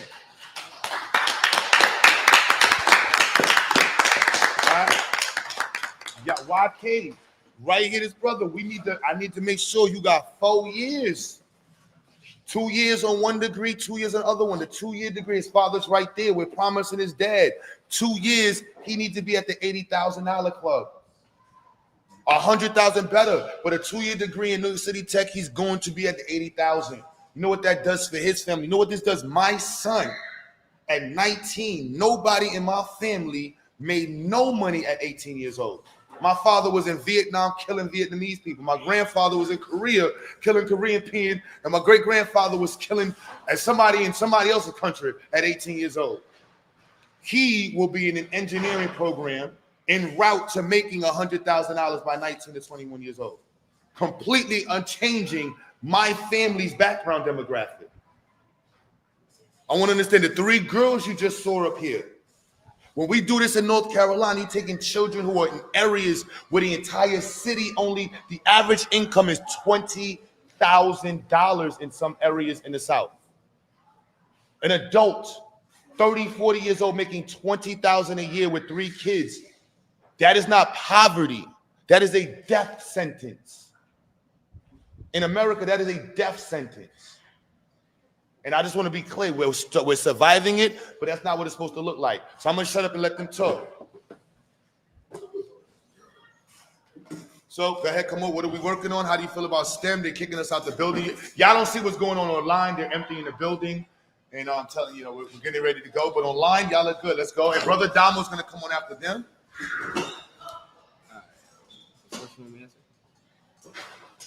All right, what's up, y'all? My name is Jalil, son of Q Butter, obviously.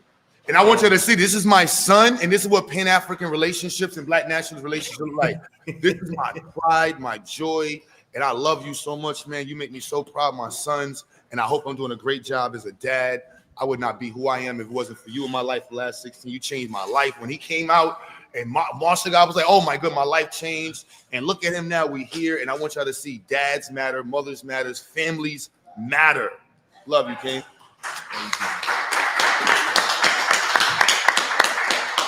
That's what's up. That's what's up.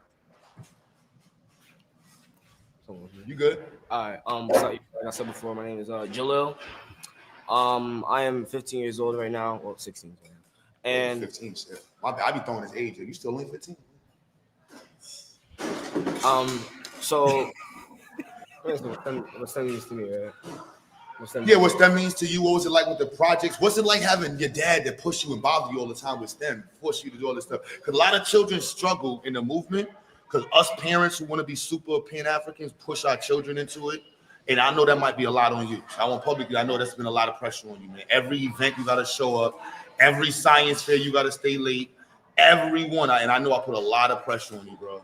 I want to say thank you for stepping up to the game. There's not one time you haven't stepped up.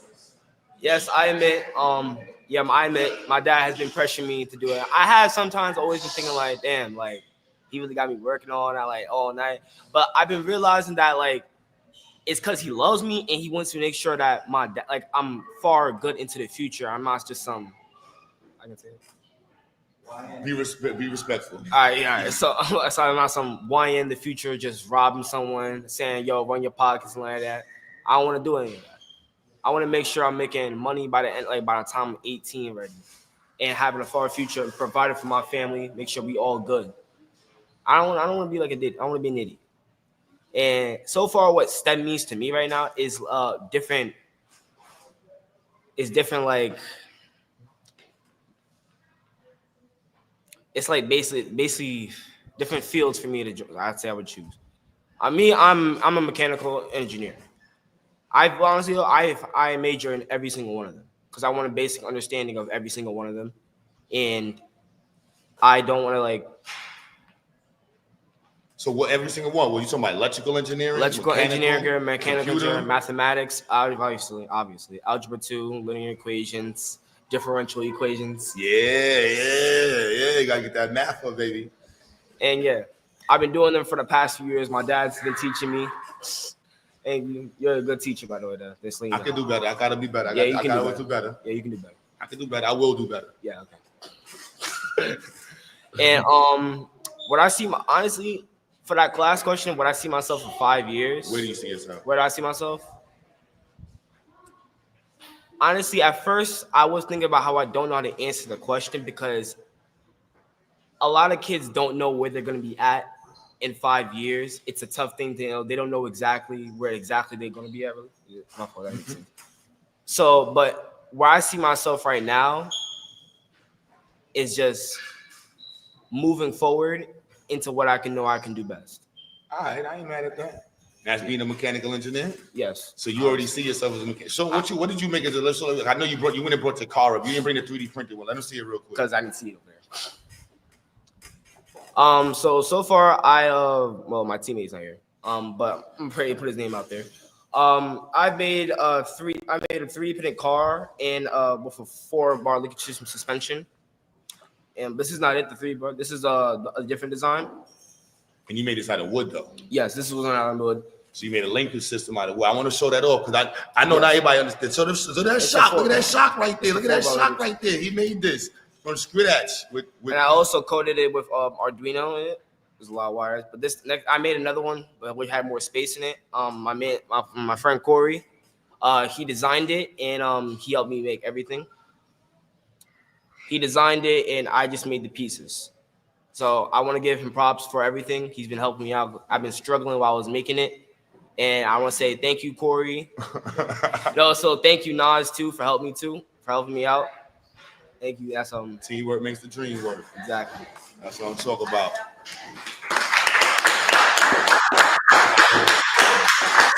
Hey, Q. Yes. Brother Q, real quick, I wanted to tell the young brother, look, it's all good. The money's going to be there. Don't worry about that. But the beauty of it is to make money while you're doing something that you love. There is nothing like it. If you can find it and achieve it, you have reached real success. So don't worry about the money. I mean, the money will be there. Trust me, it'll be there. But the idea of actually wanting to go to work, or you wouldn't even call it work anymore if you do what you love. So, proud of you, man. Definitely did. And let me not overstress. Something that happens. The result of being good at what you do is money. Focus on being great at what you do, and the world's going to center itself around you. Yep. You got the floor, Corey. I almost called you Corey. My bad, Dante. You got the floor, Dante. Wow, that's crazy. Hello. My name is Dante Hector. I'm with the Zyx Institute, but y'all knew that. This is my last year here. I'll graduate next month, and over the time that I've been over here, like in Zyx, I've learned a lot of skills that can be applicable to my future. Like, I'm in every field of STEM as of right now. Well, most fields of STEM: electrical, structural, mechanical. I do audio engineering on the side because I like music and whatnot. But I'm into the engineering, and I would not be into that if it wasn't for Brother Q and being into this Zyx program. Wasn't for your dad first. If it wasn't for my pops too, for real, get me in touch. First. Get me there. Thank you for my pops, but yeah. What do I see myself in 5 years? I see myself done with my 2-year degree because I'm about to start chasing that right now, getting accepted into school currently. And within 5 years, I'm already in a field of engineering, probably something along the lines of like mechatronics or something. And then I'll be chasing my 4-year, trying to get that. And then, yeah, just making it work and making sure that the time that I've spent doing all of these projects and all of this research is not going to waste, and actually doing something with my future and trying to provide for myself. And I'm thankful for this opportunity. I appreciate all the support that I've been getting. And yeah, it's just more work that needs to be done. It's never over. And that's just yeah. That's what's up. That's what's up.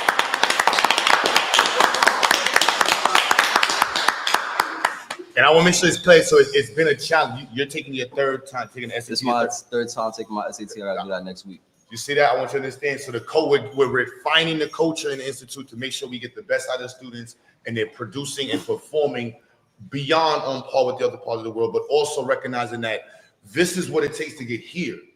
And sometimes this right here is not the ceiling. It's just literally right here. City College and most community colleges around the country will accept a 16-year-old with an 850 SAT score. I got to That's gonna be clear. 800, 850, 900.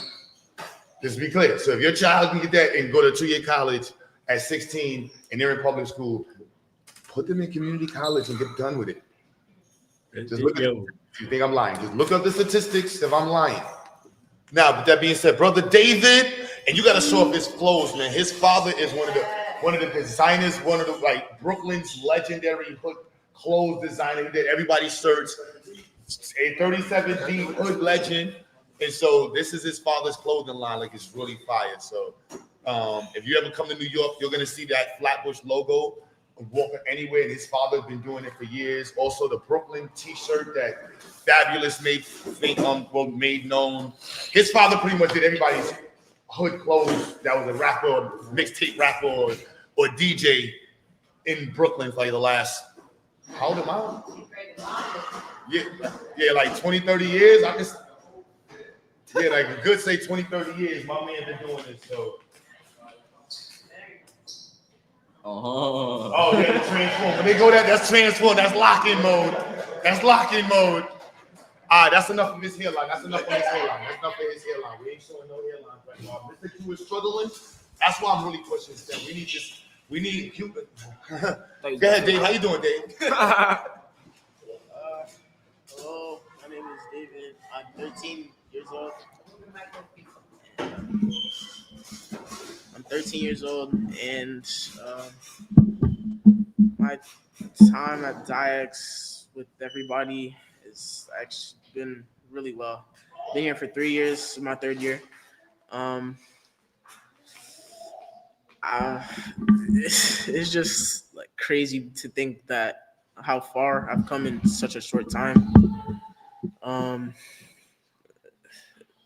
I remember when I first came to this school and I was so confused with everything, and it's like now I've kind of come to terms with everything that's been going on. Mr. Q, thank you for teaching me everything that I know, and all my other teachers as well. Mr. Dot. I know I can be troublesome at times. You're a teenager. I'm an adult. This is part of the world. Right now, I have a lot to learn still. I'm very young, so in 5 years, I kind of see myself in, actually, to be honest, I keep on hearing this question. I've had a lot of time to think about it. In 5 years, I want to go to culinary school actually, and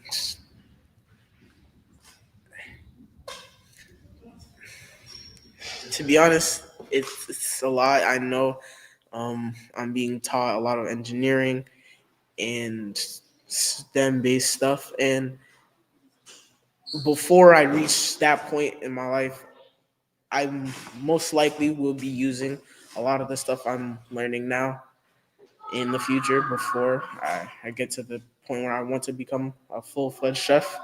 I don't know you. The culinary arts is the first STEM major. Don't let nobody tell you different. Agriculture and cooking were the very first STEM major. Before any other major, we were running around following animals on how to eat. We sat down and cooked. The first algorithm is a cooking recipe. Remember that. The oldest algorithm is from cooking. So culinary arts is definitely there, and food being one of the top things that lead Black people to death, diabetes and heart disease. And your engineering skill sets transverse all fields. You can make your own oven, you can make your own microwave, you can make your own thermometers, you can make your own pans, right? You can make your own food devices. Then you can also do material movement with foods. Mass food production might sound crazy, but someone invented a device with a whistle. So when the chickens look and hear the whistle, they all look up. And the mechanics, the engineer said, boom, we're gonna put the knife at the end of it, and it cuts all the chickens' heads off in one swing. That was a cook's idea. I need more chickens to cook in a certain period of time. How could I kill more chickens in the same amount of time it takes me to cook one chicken? How could I do that autonomously? You have the skill set to do that. I know it might sound crazy, but if you go look at some of these spots, when the pigs walk in, you ever see the pig farm? The pigs are killed autonomously now. There's a button that just walks in. There's a sensor, the same sensor you was looking at. It can determine when the pig enters inside of the farm. The pig's gonna make a sound. The pig looks to the left. Next thing is dead. Next thing you know, it's getting pulled out and dragged into the machine. Skin getting ripped off, getting sliced up. It's gonna end up in the supermarket a month later. Thank you, engineer. You know, so being able to apply your skill set is part of what I need to be able to do, because all skills require engineering. And cooking is one of the oldest creative engineering design. I want to create a cake that looks like this and put these things in. The creative element in cooking is still there. But at the same time, I always push you into engineering because I know a lot of us are young and we just like food.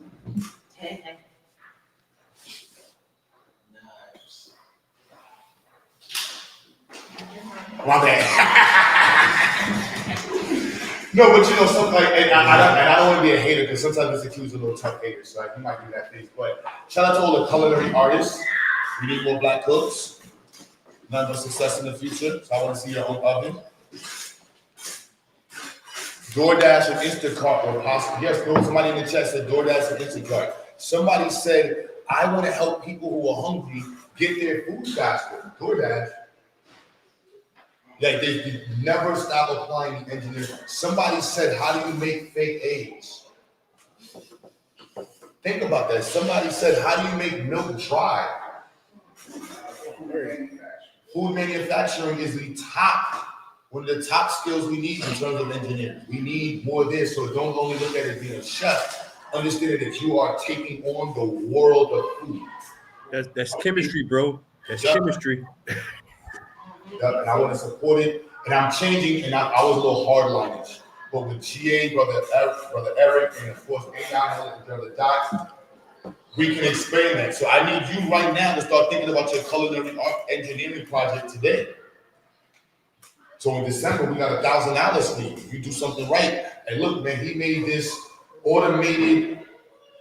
I don't. You don't eat meat like that. Who eats? I don't know. It skins the chicken or something like that. I don't know, but something with food. I don't know. What? I almost had a watermelon peeler. That would have been real Negro. That would have been mighty Negro. I did not say that a lot. My bad. I'm sorry. I didn't realize it was an automatic watermelon slicer. Sugarcane, automated sugarcane juicer. There's a lot of things that can be automated. Automated French fry machine. Like these are things that you have the skill sets to do right now. And if you push it, it's only going to further it. Or you can look up right now what research are the top what is it, culinary and hospital management programs are doing. Right? So great work, great work. Let me bring up Brother Damo. Brother Damo, you there? Yeah, what up? What up? What up? What's good, King? You got the flow. Yeah, let me get my this camera working. All right, what's good with everybody? Glad to see everybody out for this. I am, as the kids call me, Mr. Damo. I teach civics and pretty much government at Ziax, where we spend a lot of time focusing on government in the context of social justice and understanding how things like rights work, understanding how government functions with our rights, how they're maintained, all those types of things. And one thing that Q and I always discussed is, even though my focus is like political science and more of a liberal arts positioning, what the thing that we recognize is that even with liberal arts and a focus on social justice, it's important that we recognize that everything we do should be based around proven facts, data, and real information. So today I'm gonna present a short presentation introducing the concept of having an evidence-based approach to social justice, right? So when we're talking about things like racism, when we're talking about things like poverty, when we're talking about issues that face the Black community specifically, one thing we need to make sure we're doing is we're approaching that from a evidence-based perspective. Let me just get my screen up here. All right, Q, go ahead and put my screen up. All right. All right, let me make that a little bit bigger for you. All right, so what does evidence-based mean? We are currently in the age of disinformation, misinformation, malinformation, all types of ways where media, institutions, government are all relying on, and proliferating misinformation. So as Black people, when we're approaching what it is that we're dealing with, what we need to solve for, we need to make sure we're doing it from a evidence-based perspective. So what does that mean?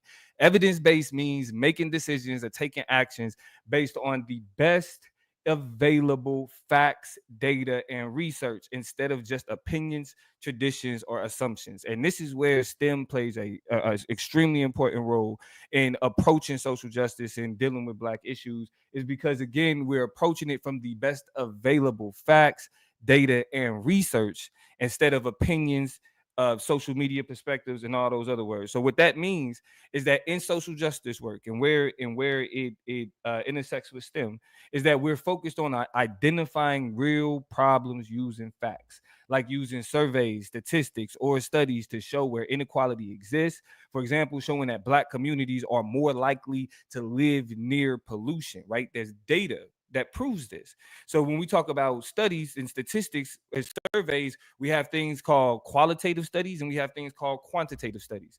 The purpose of a qualitative study is to understand the attitudes, the perspective, the environment of a particular phenomenon. And a quantitative study is to prove empirical statistics, numbers, data, right? They both play an important role in understanding what's actually happening in our communities. And it's important to rely on those types of facts in order to push those narratives. And when we rely on those types of facts, then we're able to design solutions that are proven to be effective, that are proven to work, like using programs that have been tested and shown to help reduce poverty, improve education, or stop bias. The problem is that if we're not using factual data, things that have been proven, things that we know about what's going on in our communities, then the solutions that we try out, the solutions that we attempt to provide, end up we can't tell whether or not they're coming up short. We can't tell whether or not they work unless we're relying on actual data, not just what's being said on the news, not what you heard down the street, not what's being pushed on social media, but what the data is showing by the scholars that are conducting these studies. Now, as we work on designing these solutions, then we are able to track progress with more data.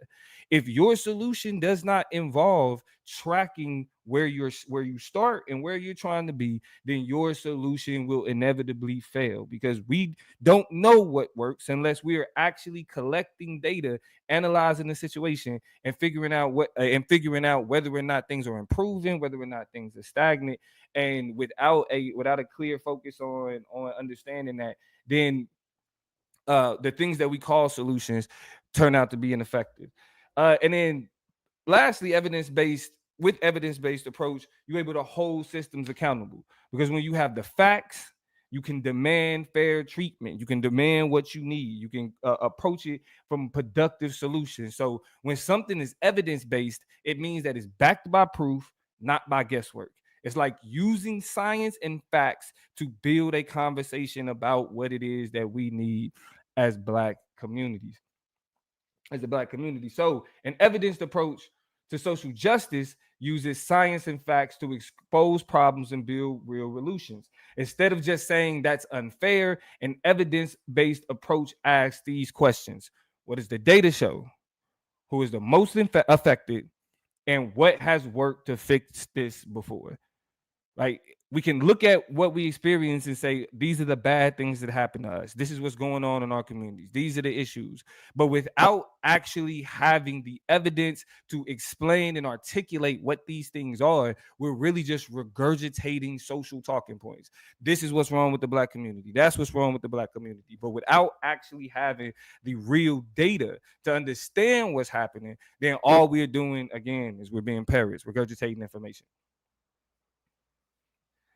Now, the reason why this matters is because we can take things like really big goals like Black autonomy and building for ourselves and doing it for ourselves and turning these things into actual actionable plans. It helps people move from just caring about justice to actually creating it with proof, progress, and accountability. So when you approach it from an evidence-based approach, one example is when we look at test grades and how test grades reflect the intelligence of students.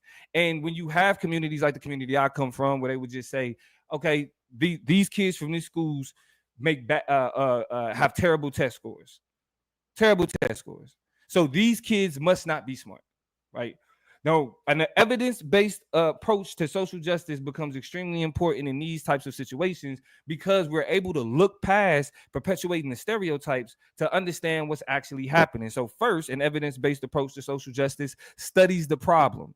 Are their schools underfunded? Do they have fewer teachers or outdated textbooks? Do they have the proper resources, right? Second, we look at the data. We look at the school's budget, not just the test scores, but class sizes, to identify gaps where there may be room for improvement. That isn't just a question of the students themselves, but whether or not they actually be set up, they're actually being set up in the right position to succeed. Then we're able to design solutions based on that research, right? Maybe studies show that tutoring programs or smaller class sizes or addressing the rampant suspensions of students will actually do things to improve those test scores.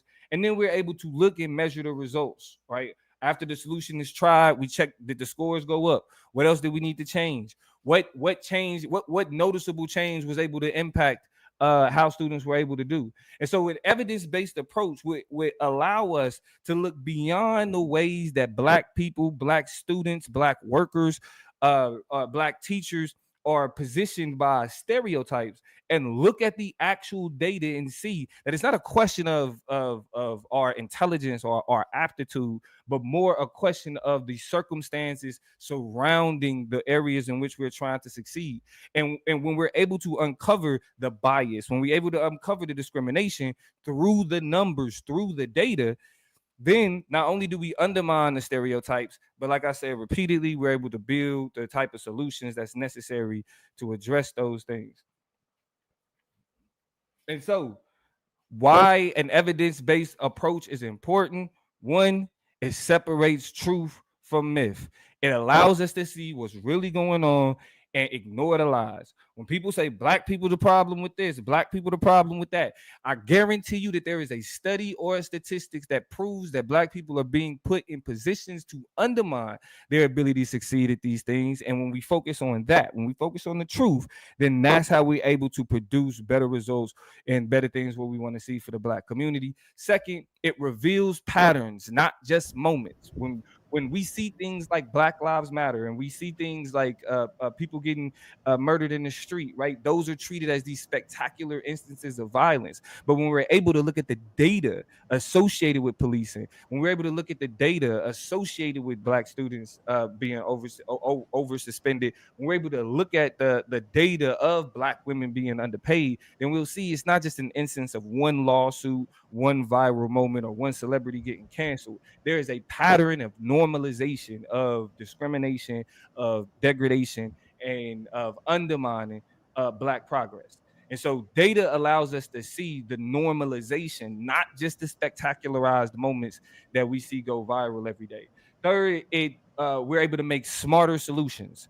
We're able to do things that are effective and not just do things that turn our wheels. When we're able to fully understand an issue, not based on emotion or based on stereotype, then the solutions that we create out of those situations are more effective and much smarter.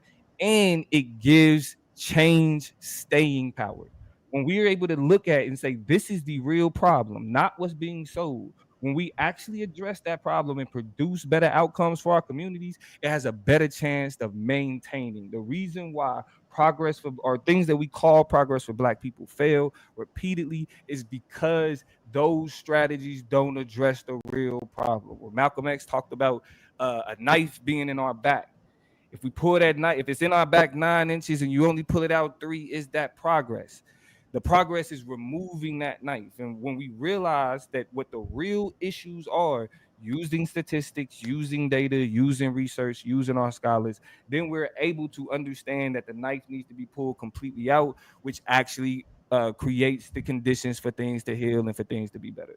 So in this age of misinformation, in this age of social media, my charge to everybody listening is that as we talk about what the black community needs, it is to our benefit to focus that conversation on evidence and evidence-based understanding of what's necessary for us to overcome the various obstacles and barriers that are presented to us in today's society. And it's the only way we can undermine the lies, the stereotypes, the way that we're pathologized, the way that we're treated, the way that they attempt to create an understanding around us is by using factual evidence. Appreciate it. Yeah, Damo. Fire. Yeah, Damo. Yeah, that's what I'm talking about. Yeah, that's what I'm talking about. Yeah, man. Yeah, y'all used to seeing Damo debate. That's how you cook. That's how you cook, Damo. Thank you. That's how you cook. Yeah, that's how you cook. That's what I'm thank you, Doc. Thank you. And that's how y'all know Damo teaches social studies, specifically civics and government at the Institute.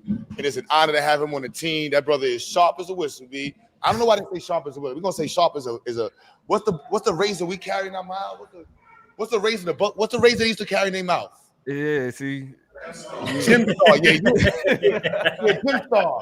Yeah, you Jim Star sharp, son. You Jim Star sharp. That's how we you Jim Star sharp, son.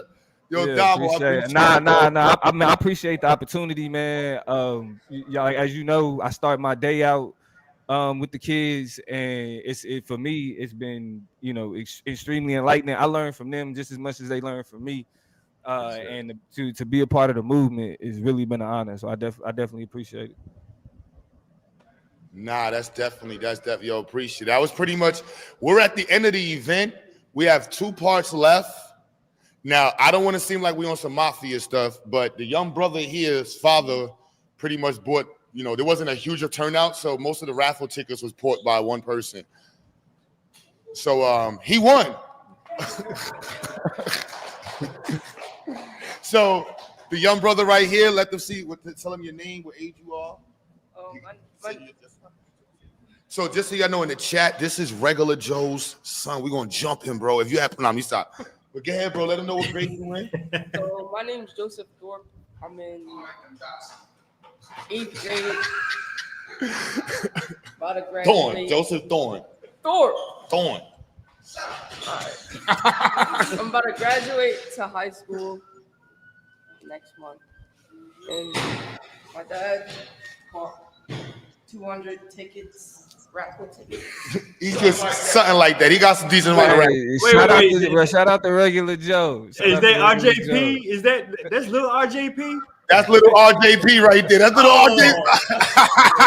Hold up. There's no Regular Joe right there. Hey, boy. Regular Joe is in That's the that building.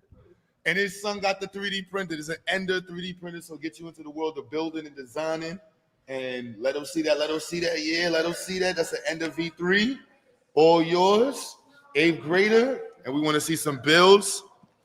And so then in December, we want to see something that you present to the science fair. You know what I'm saying? All right. Yeah, that's what I'm talking about, man. So where do you see yourself in 5 years? In college. In college, all right. I see myself in college. Majoring in dance, football, psychology, computer science. Computer science, all right. Computer engineering, all right. Yeah, we're gonna love it. Yeah. I want to do that type stuff. I want to also be like a streamer / YouTuber. That's part time. We can do that right now. You can that. You can do that right now. Yeah, I'm streaming right now, but yeah, that's where I see myself in 5 years. Shout out to you, young man. That's what I'm talking about. Yeah, I just got a job at the high school in my area. Hey, you know, Regular Joe gonna put in the work. He said, "Look, you in my house, you gotta have a job."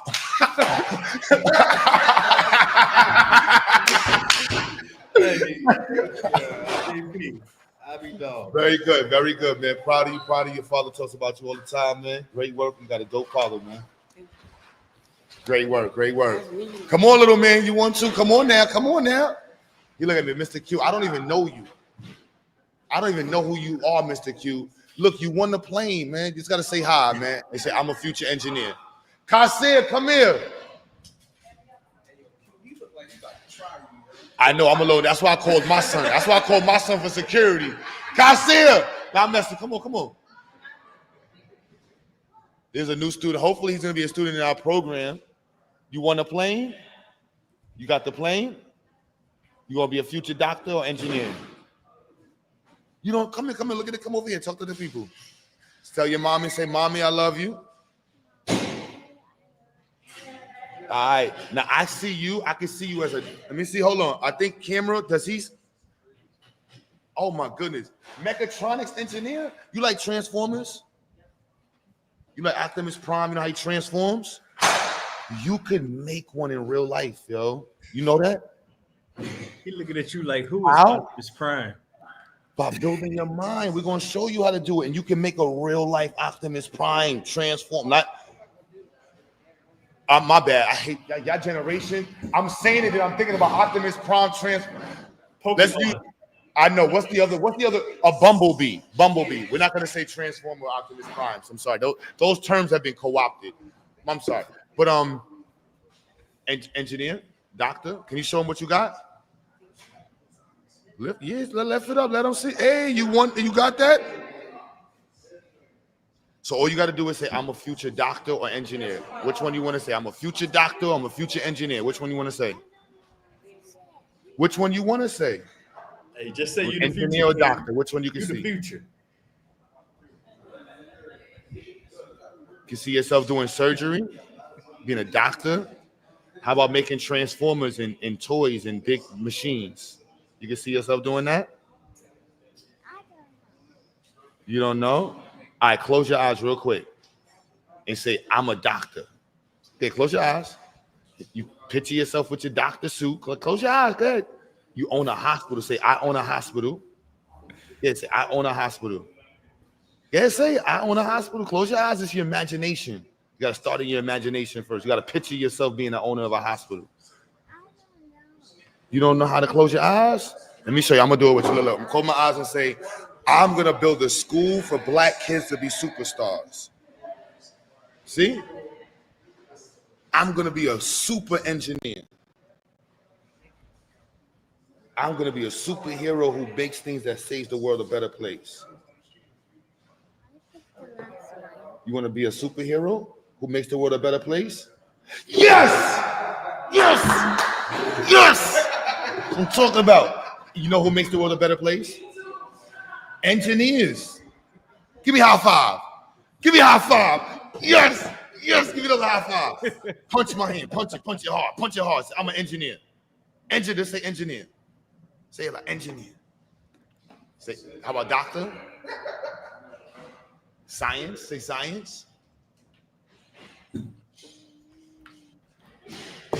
I'll give you $1 if you say scientist. $2 if you say scientist. More money than that. Yeah. You got money in that? Yeah, how much money is going to take for you to say scientist? So I just want you to say, because they all want you to say scientist, man. And mommy will see you say you're a scientist or a doctor or engineer. So one of those things. And thank you. He said engineer. Yes. Yes. That's 30. Oh. Yeah, he didn't say he had more money than that. He can't be bought. I don't have any. What I got over here? See, I got $1. I got $1. This is here. That's yours. Put that in your pocket. Add that. This is, put it with your pocket. Just put it whatever you got. You got an airplane in that. Put it with your pocket. Look, they got another $1 for you right there. And we got $5 over there for you. You got 7. Say it one more time for the camera so we can end this show. Look. See, you already get paid on STEM. See? You just got to say it again. Now you got to say now you got to tell I am an engineer. Say I am an engineer. Look at the camera. Look at the camera. Say I am an engineer. Say it louder. I am an engineer. My bad. I'm sorry. My bad. Come on, say it strong. I am an engineer. Ah, karate chop.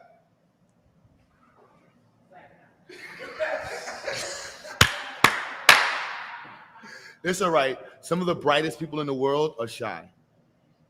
Long as you're smart in your mind, that's all that's right. And you make mommy proud. Look at mommy and say, love you. Hey, that's all that matters. That's how we're going to push. I got to be a Capricorn. So with that being said, everybody, I'm going to wrap it up and have a good night, Black Power. It's been real. I hope you enjoyed the show.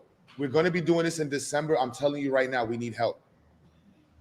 And we want to do this in New York and in North Carolina and possibly in Houston. So just don't watch and not donate or support or get involved. All right? Get involved. Get involved. Get involved. All right? So with that being said, Black Power, Black Power, Black Power. I appreciate you, love you from here to here, wherever you are.